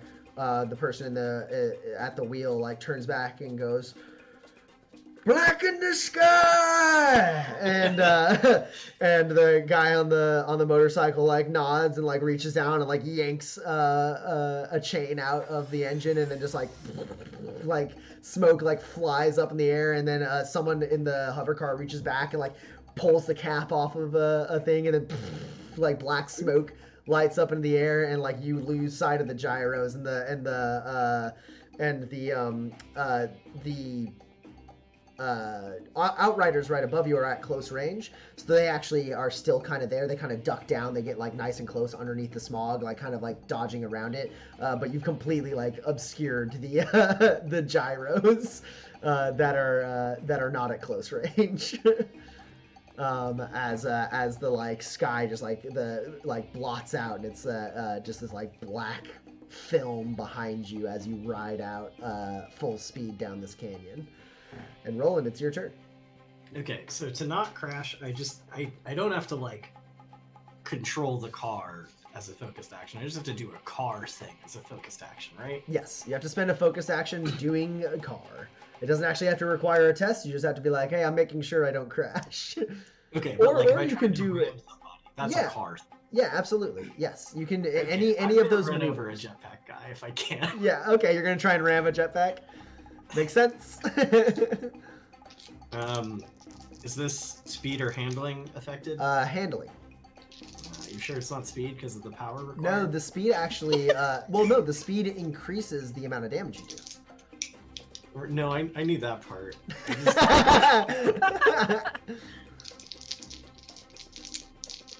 Okay, well, I guess at least I make them have to get...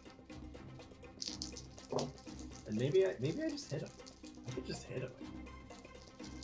Probably not, but... They have been attacked once. Well, it's not a great roll. This car is not good for fighting. They It's good for only- driving very long. They currently only have an 8. Aha! Aha! I hate currently, but I have 2 8s. I think I'll let you do it. I don't think I want to spend this grid on that. So yeah. So you get 2 net successes then, because you are the aggressor. What is the That body? fool takes 20 damage. It's the body, and the speed makes it the power 10. Yeah. All right. Well, your car takes damage too. Your From car. this jetpack? Your car takes a whole. I already know where this is going. A whole 3 damage. Nah, it doesn't. Yeah, because your car has enough toughness to be able to. Yeah. So 20 damage, you said. Yeah. Jesus. Yeah. So. The jetpacks like fly lower altitude, kind of like almost weaving in between you and the hover car to stay below the cloud that is spinning out behind the hover car, and the hover car like kind of turns, and like the smoke pours at one of the jetpack pilots, who like pulls back to the side, and you just see the opportunity, and you just slam him up against the wall of the canyon, and one of those jagged rocks just like.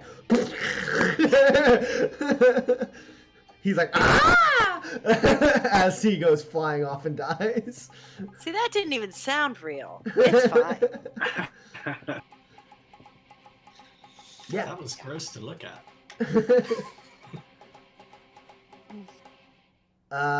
And then the war wagon is going to start just like firing up at the outriders, and the ballista is going to turn back towards where the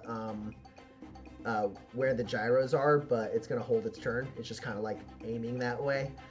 And Kinsey, it's your turn.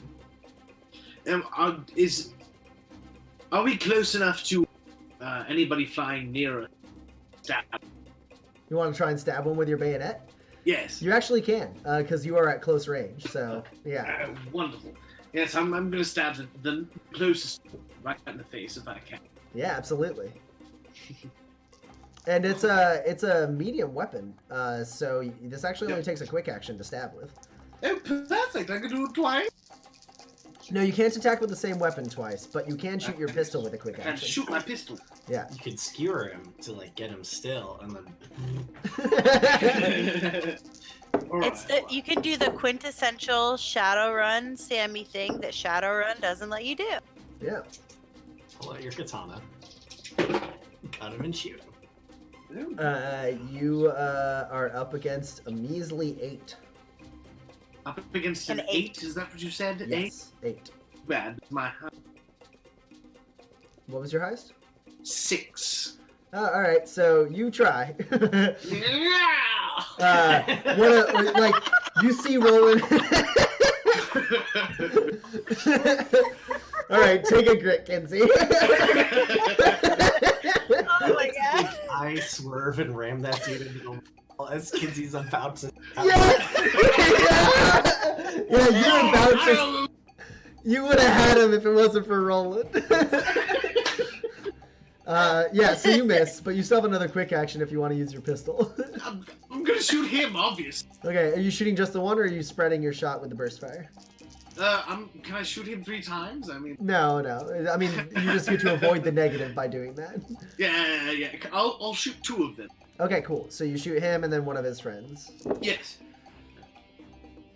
Oh dear. Very cool. You're up against a 9. Okay.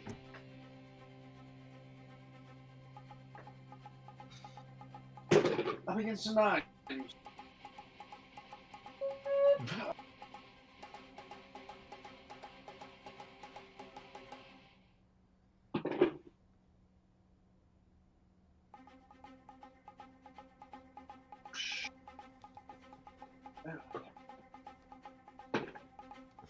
Alright, so that's 4. That is 4, but I only have an accuracy. So that is a damage of 15 2 piercing. 15 with 2 piercing.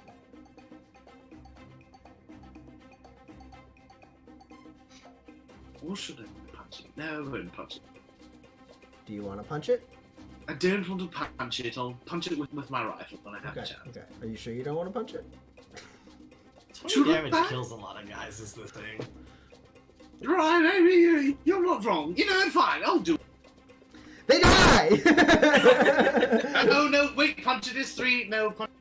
Okay, you don't have the grit. Even with your funny grit, even when I gave you. I only have 2 total. Yes. Okay, they don't die. They look really, really hurt though. I don't know how to trigger my advancement trigger.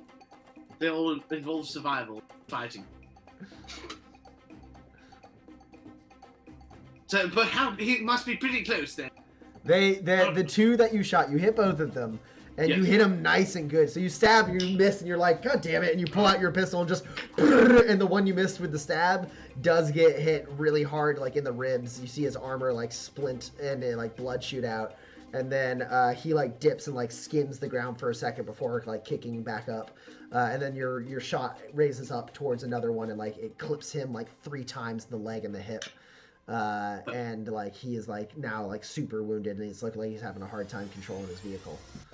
But that is Kinsey's turn, and over like with the like cloud of smoke behind you, you can't quite see the gyros. But Roland, I'd like you to roll a speed test for me. You also, at any point, Roland, you can choose like to fail these if you like want them to get. If I want them to get closer. Yeah. But that's up to you. I think I would prefer them to not get to where they want to be. And, like, I can only limit the damage on this, right? Yeah.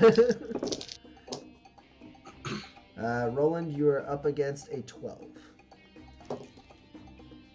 I have a 9. Okay. So they do manage to get into close range. So the ballista is aiming at the back. People are being shot and stabbed and smashed into. The sky above and behind is just like pure black soot. And oh no! Hi, Go to everyone. break. Go to break. Okay, no, we're back. We're back? Maybe we're back. Okay. Hi. Black soot blackening the sky, and then like through that like billowing, roiling like shadow behind you, it just parts, and two of the two gyros get really close up, like kind of jockeying for position alongside the war wagon, Tusk's war wagon, and they get in nice and close, and they can't. Yeah, and they're going to shoot. We'll have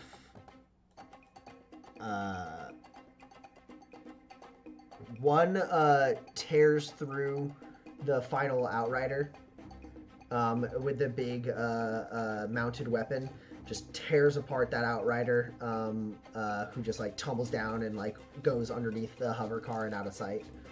And then the other one is actually going to lay into the into Tusk's war wagon.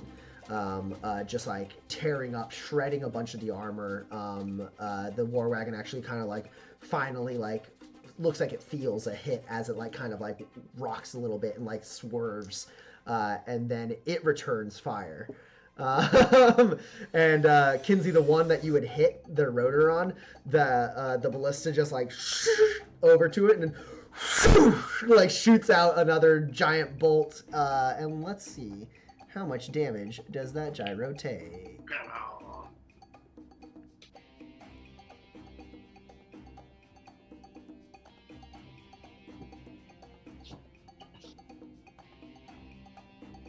Like a lot, right? I mean, like all the damage, right? It is a lot of damage, but it is not. Oh wait. Oh god, all that piercing. That'll do it. Okay. It's still alive, but it is it seems to be feeling the effects more as like the like shot like slams up, and actually you see as like the rotor blades like have to like hit the ballista bolt a couple times before the ballista bolt breaks and flies off, and like now the rotors are all bent, and like the control of that gyro is like super like wobbly, and it's like kind of scraping up against the canyon wall as it's trying to maintain its close position, but it's not quite defeated. All right. Pax, did you want to go?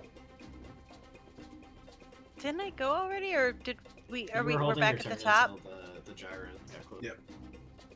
You held your turn, and then we're back to you now. Okay. I thought I shot like 3 outriders, but I will. That was last turn. We've. Oh, okay, yeah. That's what I meant. Okay, cool. Yeah. This is your third turn. Yeah. Great. You're probably, They're because close. you doubled down, it's technically your 4th turn. That's probably part of it. Gotcha. So they're at close range. Are they close enough to jump onto? Yeah. Nice. I would like to jump onto the not hurt one. Okay, you jump onto the fresh gyro. Yeah. It's my gyro now. Yeah, cool. Great. So I would like to jump on and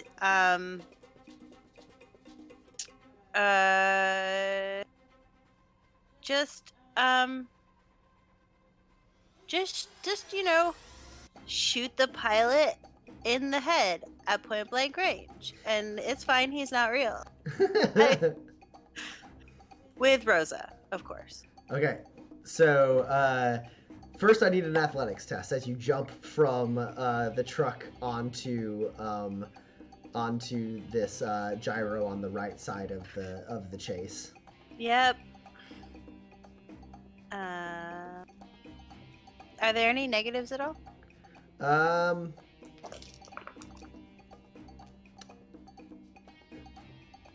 No, because it's a big enough target. I think any negatives I would give you for the situation, Okay. kind of, there's a lot of handholds. It's very open. It's got a lot of bars and stuff. So the negatives I would give you are kind of just like the stuff it would already have from its like maneuverability. So Sure. I got 4 hits. well, what's your highest? A 12. Okay, because it's going to try and avoid you being able to jump on it. Sure. This is an opposed test for sure. Oh, gotcha. Okay. Usually athletics aren't necessarily opposed. Yeah, but when you're jumping on a No, thing I that get don't it. launch I'm it. not arguing. I just didn't. I wasn't. Picturing a flying jungle gym now. 9. You have a 9. I have 3 hits over it. Cool. All right, sweet. So that won't take you a quick action then. So you will have the full focused action to shoot Rosa's gun. As you like see that one off to the left get like shot really hard with the ballista and get like, you know, like ting, ting, ting, ting, as it like knocks the ballista bolt off. And then you turn, you see the fresh one, and it's like gun that just tore apart the outriders, like swinging around to aim towards either you guys or the hover car, but you don't give it that chance. You leap cleanly, dropping Miguel's gun and like stepping on the side of the bed of the truck, and then just like diving up, and you grab on with one hand, kind of like pulling yourself, so you're like sideways on the thing, bracing yourself with 2 legs, and your hand like in between your legs, like holding onto a bar, and then you aim your other hand down and you just take a shot. Yeah. And it's a focused action, and roll the shot. All right.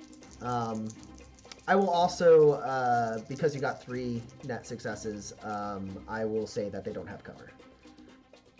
That was the goal.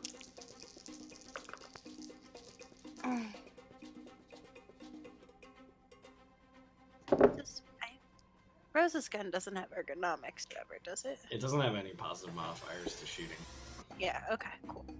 except maybe in quick draw. Well, It's got well balanced. Yeah, okay. fun thing about this is either a misfire or a grave misfire, Ooh. depending on if you succeed. I also have a 9. Okay, great. I have 3 net hit. How much damage is that? It's 24 damage with 0 piercing. The gun's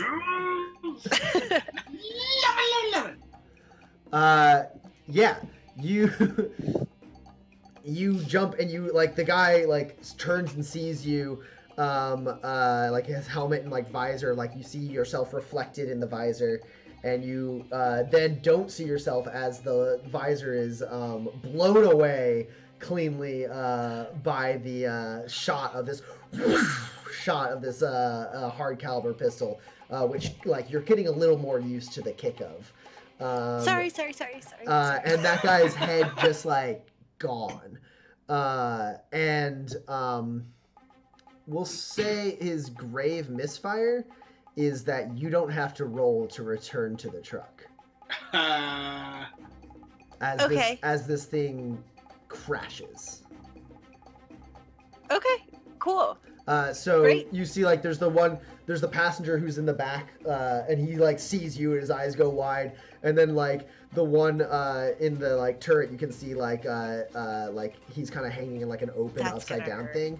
Yeah. He's like looking past his knees at you, and you and the gyro's like, there's just like a moment of like silence for a second as the 3 of you contemplate what is about to happen, and then you just kind of let go and like swan dive beautifully back into the bed of the truck as the gyro turns slightly and like turns slightly and clips against the right side of the canyon, and then just like the nose spins all the way 180 and it just like blows up on the side of the canyon. I feel a little bit like Legolas taking down that elephant. It surely counts as one. Kinsey's about to be like that. Oh, what? I'm picturing the helicopter from the end of Mission Impossible. Yeah, that's what I was picturing too. Yeah, absolutely. Pax take a grit. That was dope. Cool. And The Outriders are going to go roll. Pax, they're going to shoot at you a few times. What?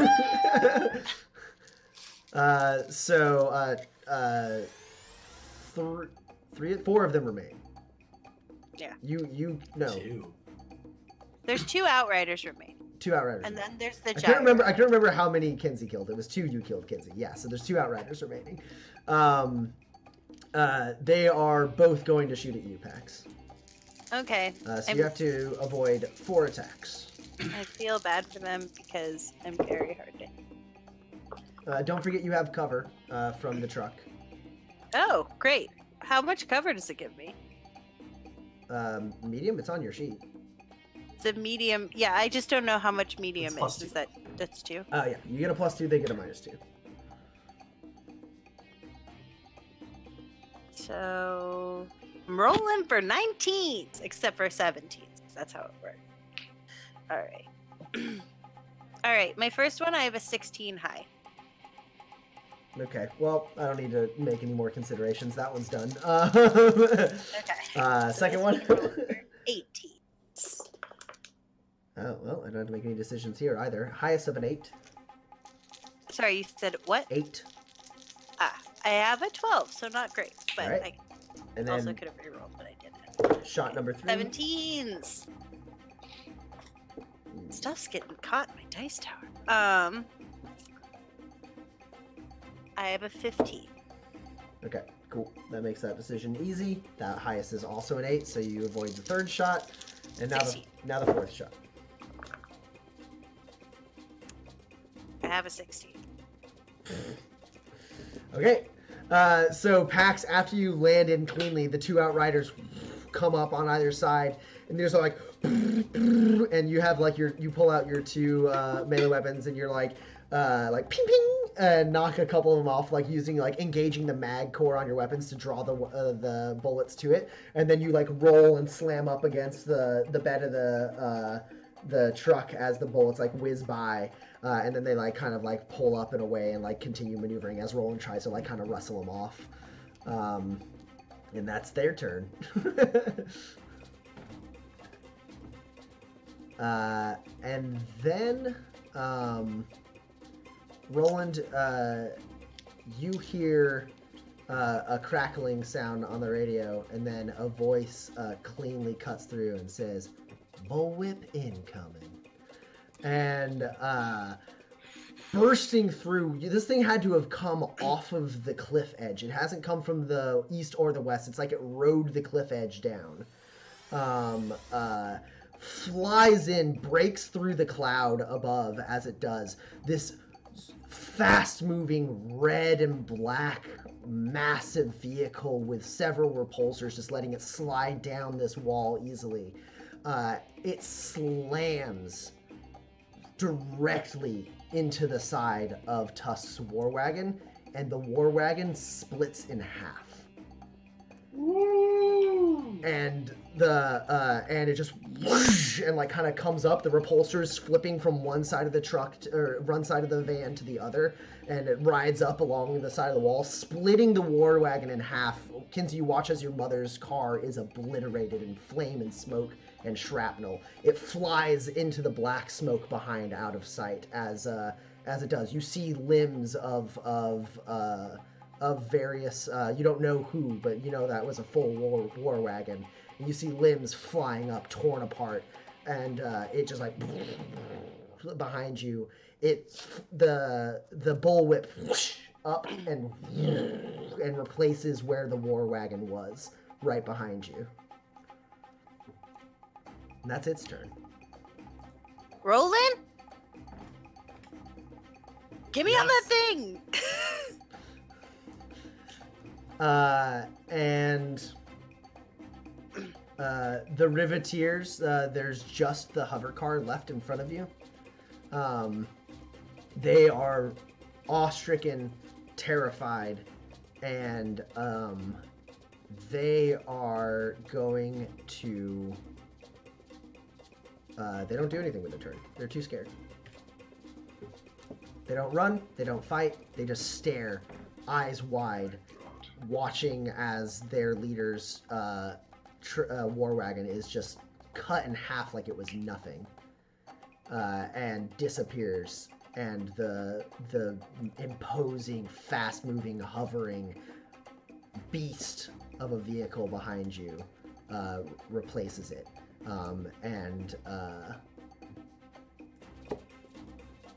Now it is its turn again.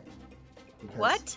Oh, does it have a bullshit Inquisitor turn? No, Excuse me. No, we're just out of initiative. no, it held its turn, and then it went at the end, and it's had the highest initiative this whole time. Oh my god. Don't worry, I was out of initiative a while ago anyways. I couldn't have gotten closer. This I this know. is true. So let's see.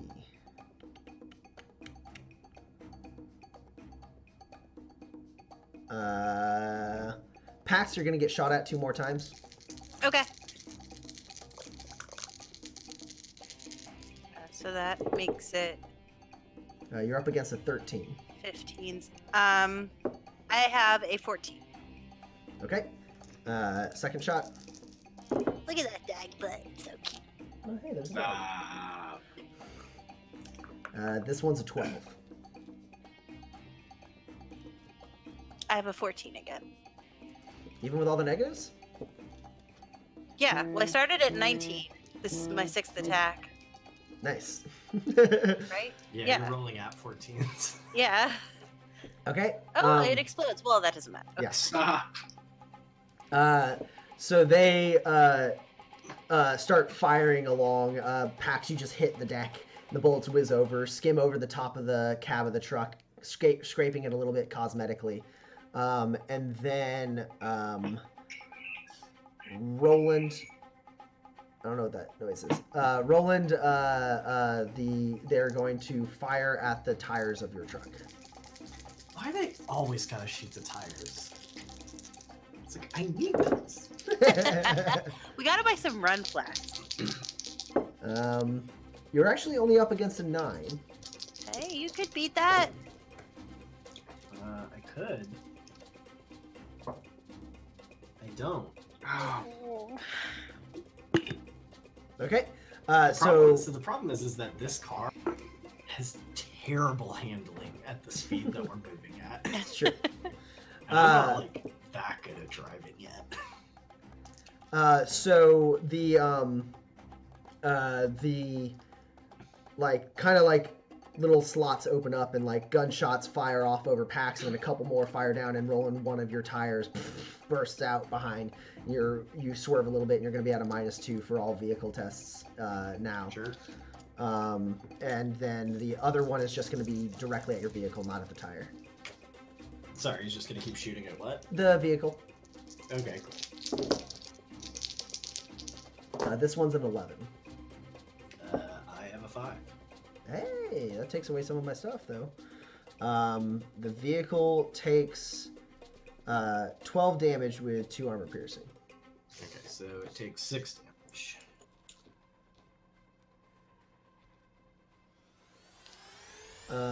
And then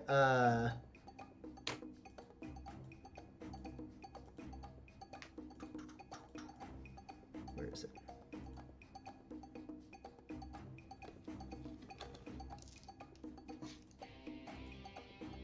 The driver of this vehicle is going to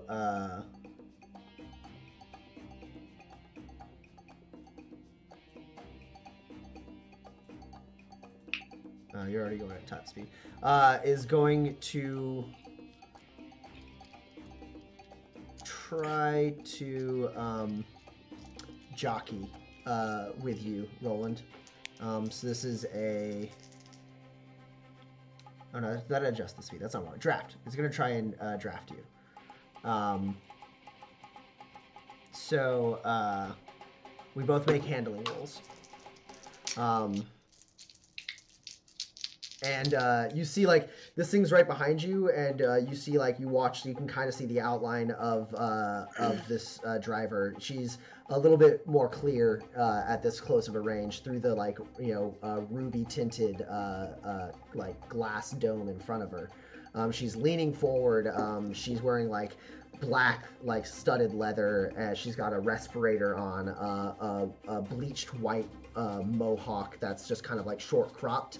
And she's like staring right at you, like with like extreme focus as she tries to like get up and like get a little bit closer to you and like try to like touch the nose of her truck, her car to the back of your truck. And so and you see as she does this, like she shifts some like part of the like she pulls down, and like the repulsors like swing down, and it's like she's losing a bit of speed, but she's like gaining a lot more control to stay directly behind you.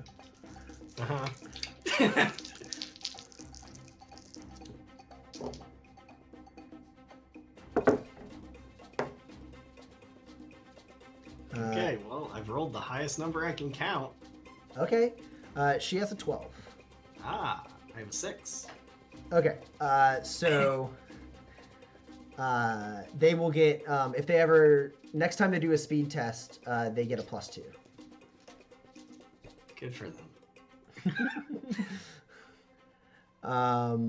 And then also she's going to try to kind of cut you off. Now that she's like touched her nose to the back of your truck, she's just gonna kind of like turn and push a little bit to try and like make you lose control. Sure. Is it handling or speed? It's handling again. Cool. Yeah, I've rolled the 6 that I can count.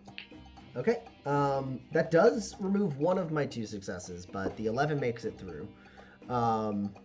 So now you make you failed, so now you make a test to see if you can control your vehicle at a -1. Okay. Because that's all she got on you was 1. And this is unopposed. But you are at a -2 because of the missing tire.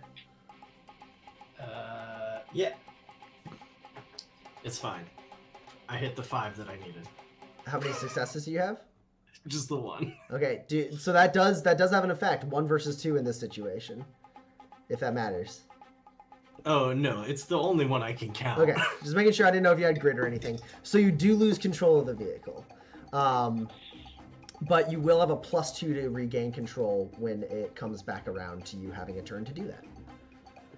I don't think it's gonna matter. So like she just like slowly like comes in, just like as she gets there, and Pax, you kind of feel a nudge as she like presses up the nose of her vehicle against the back of yours, and then she like kind of looks towards you, Pax, and she gives you a wink, and then she just like edges her nose along the back of the truck and pushes the truck forward a little bit, and Roland immediately starts fishtailing and skidding out of control. He like bumps up against the cliff edge, and everyone is going to be at a -2 for everything while they are inside this out of control vehicle. No, I don't like that. I don't like that at all.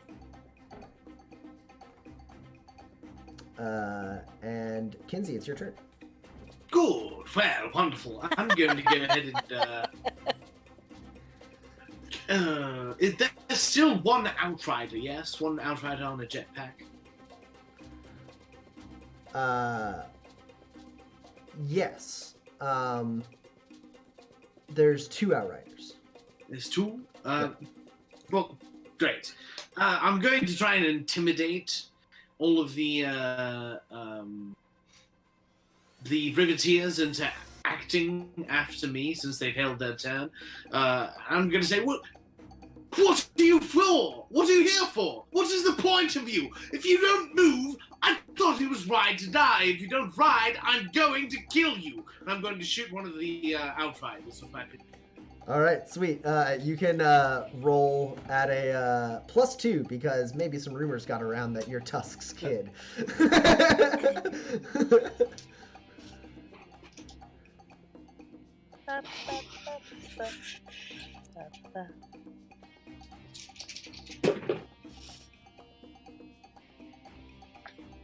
2 successes. And what was your highest? Highest was a 7. Okay. So even though you're leaning out of a completely out of control vehicle, this was for your intimidate, right? Yes. Yeah.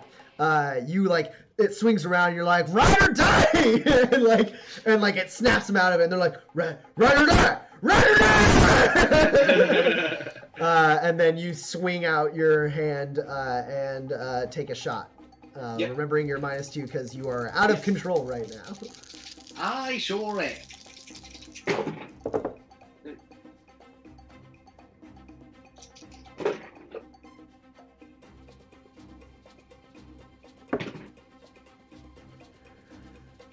You're shooting at just one, or are you splitting between the two of them?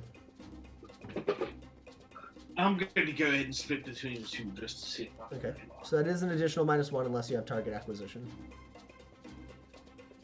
Which I do. Oh, okay, cool. Yeah, so no penalty for shooting at two of them. Oh, these are two really hurt ones, too. Got a high of 11. Yep.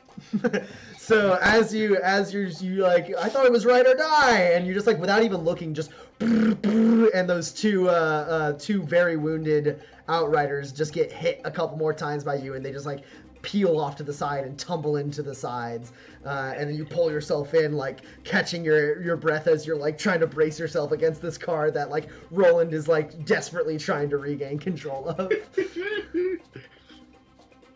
And so that's Kinsey's turn.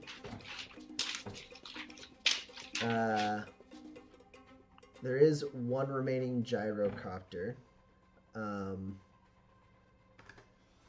And it is going to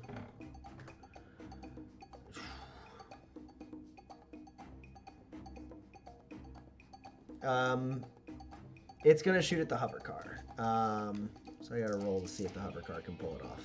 Even though you just inspired them.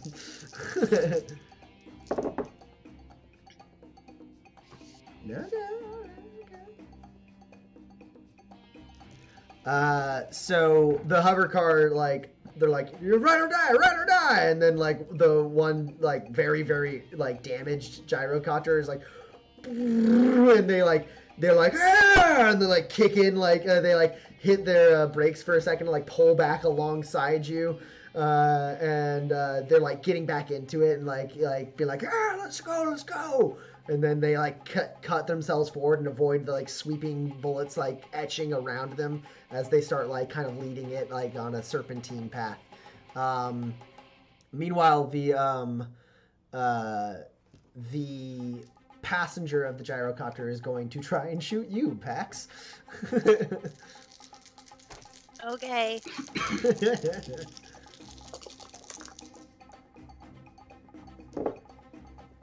You still haven't had a turn, so you might pull it off. Is his thing out of control? No, Nah, alright. He might pull it off. he has a 12.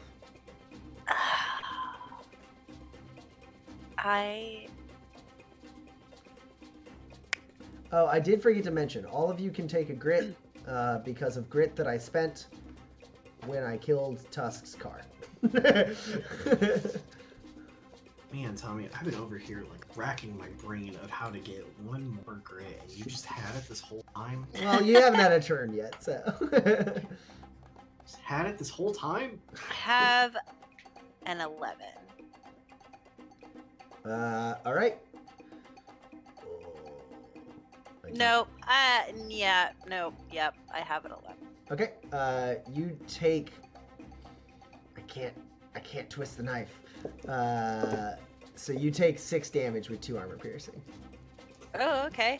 Yeah. Cool. It's just a grazing hit. I love that. Yeah, no, this is fine. I would have. I didn't. Your 11. Your successes took away all my other successes, so I would have had to twist the knife to be able to do more damage. Yeah. I could have twisted, or I could have played through the gallery to count a 12, but I didn't. The pilot of the gyro is actually going to jockey with the or draft with the hover car, but also take a shot at you, Pax, with his sidearm. He kind of pulls his sidearm out while he's beside you and just is like. At me? Yep. They saw you kill another gyro. Listen, you kill one gyrocopter and 7 outriders. All of a sudden, you're a threat. It's just the thing that I am. I am an 11. No, I got a 10. Yeah. It's Wait, just it's another -1. Wouldn't... Oh, your target was 11. Damn it. Yeah. Okay. Yeah, you manage, like, you get hit a little bit, but you spin with the shot and, like, fall down on your side. Can you count that 11? I don't know. Hold on. You said you had to play to the gallery to get to a 12. Yeah. Which would mean that your target was originally 11. All right, so I guess I'm playing to the Gallery now to be able to count the 11. Since All right. I already said I had an 11. Sure. That's fine. Yeah, so not a lot of group to have. you spin and fall on your side, and the other shot whizzes over your shoulder. Pax, it is your go. Okay. So is the war wagon still in close range? The enemy war wagon, the Yes. bullwhip. Yes. Yes, the bullwhip is at close range. Okay. That wink seems like an invitation to.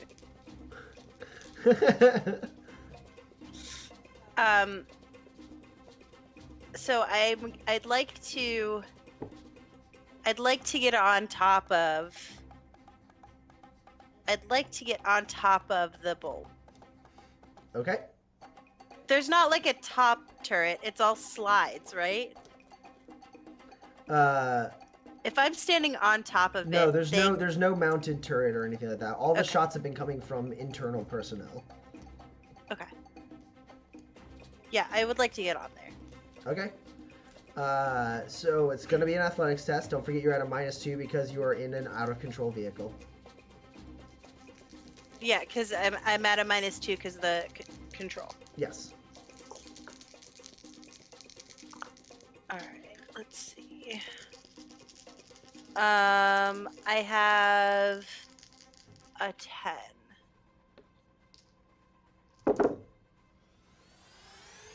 Also, this one's going in jail. J. Where did I put my jail? There it is. You're up, little buddy.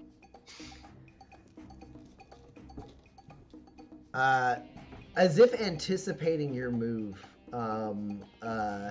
you kind of like stand up, holding on. The car is fishtailing and swerving around. The gyro is firing at you, and you look at the woman piloting the bullwhip, and you like grit your teeth, grab your weapon, and you leap. And like right the like split second before you leap, she just hits the brakes. And you go leaping out and fall short. Do I? I mean, you do, but you don't take any damage because you have a graph stability harness on. Yes, that is true. But when it seems like I'm going to fall short, I'd like to shoot my grapple gun at the jester. Okay, well, you still fall. But, oh, I'm just on the ground now? Well, I'm no. gonna run up. No, first off, it's a hover vehicle, so... Because repulsors aren't gonna hurt. Yeah, right. But yes, go ahead and take your shot. Remember the negatives for shooting. For shooting at a target. I'm not trying to do damage. I am legitimately trying to grapple. Yeah. So you have a negative. Remember? Do you know what your negative is for your grapple gun off the top of your head? It's a -2. To grapple. It is a -3 to fire it at somebody. To try but to it's hit. Okay. No, it's whatever. not inanimate. It's avoiding you because she doesn't want you to shoot her with a grapple gun, so it's an opposed test. Okay. Unless you're shooting at like just the wall of the canyon for some reason. But like she is an active person who is trying to avoid being hit by you. Okay. I already said I was gonna do it. I'm gonna do it. Does my +1 grapple do anything or no? No, the grapple. Okay. It is hard to hit things that you want to, like enemy targets with a grapple gun. So you're at a Alright. negative there. I have a 10. But you're at the least negative you could be at because you have a high quality grapple gun. You have a 10? Yeah. Well, it all matters if this reliability gets me higher than a 9. I rolled an 8. So I have a 9. Okay. So how many net successes? 2. Okay, cool. She hits the brakes and you like leap out and you realize you're not gonna make it, and like the grav stability harness like lights up on your hips and like your knees and your shoulders, and you like lean back and like let it kind of like swoop you underneath the bullwhip as it flies over you. But in that moment, you just shoot the grapple gun right into the bottom of the bullwhip and spin yourself around, and with the grav stability harness keeping you above the ground every time you kind of fall down towards it, you are now being dragged behind the bullwhip. Yeah, we'll say that's your turn. Quick action to attempt the leap and quick action to grapple in. Okay. And now we will roll another initiative, but I believe at that moment with Tusk destroyed handily by the bullwhip, and the bullwhip hot on the tail of Roland and Kinsey, who are in an out of control Cho. The 3 remaining Riveteers in the hover car rallied to the cause to ride to die.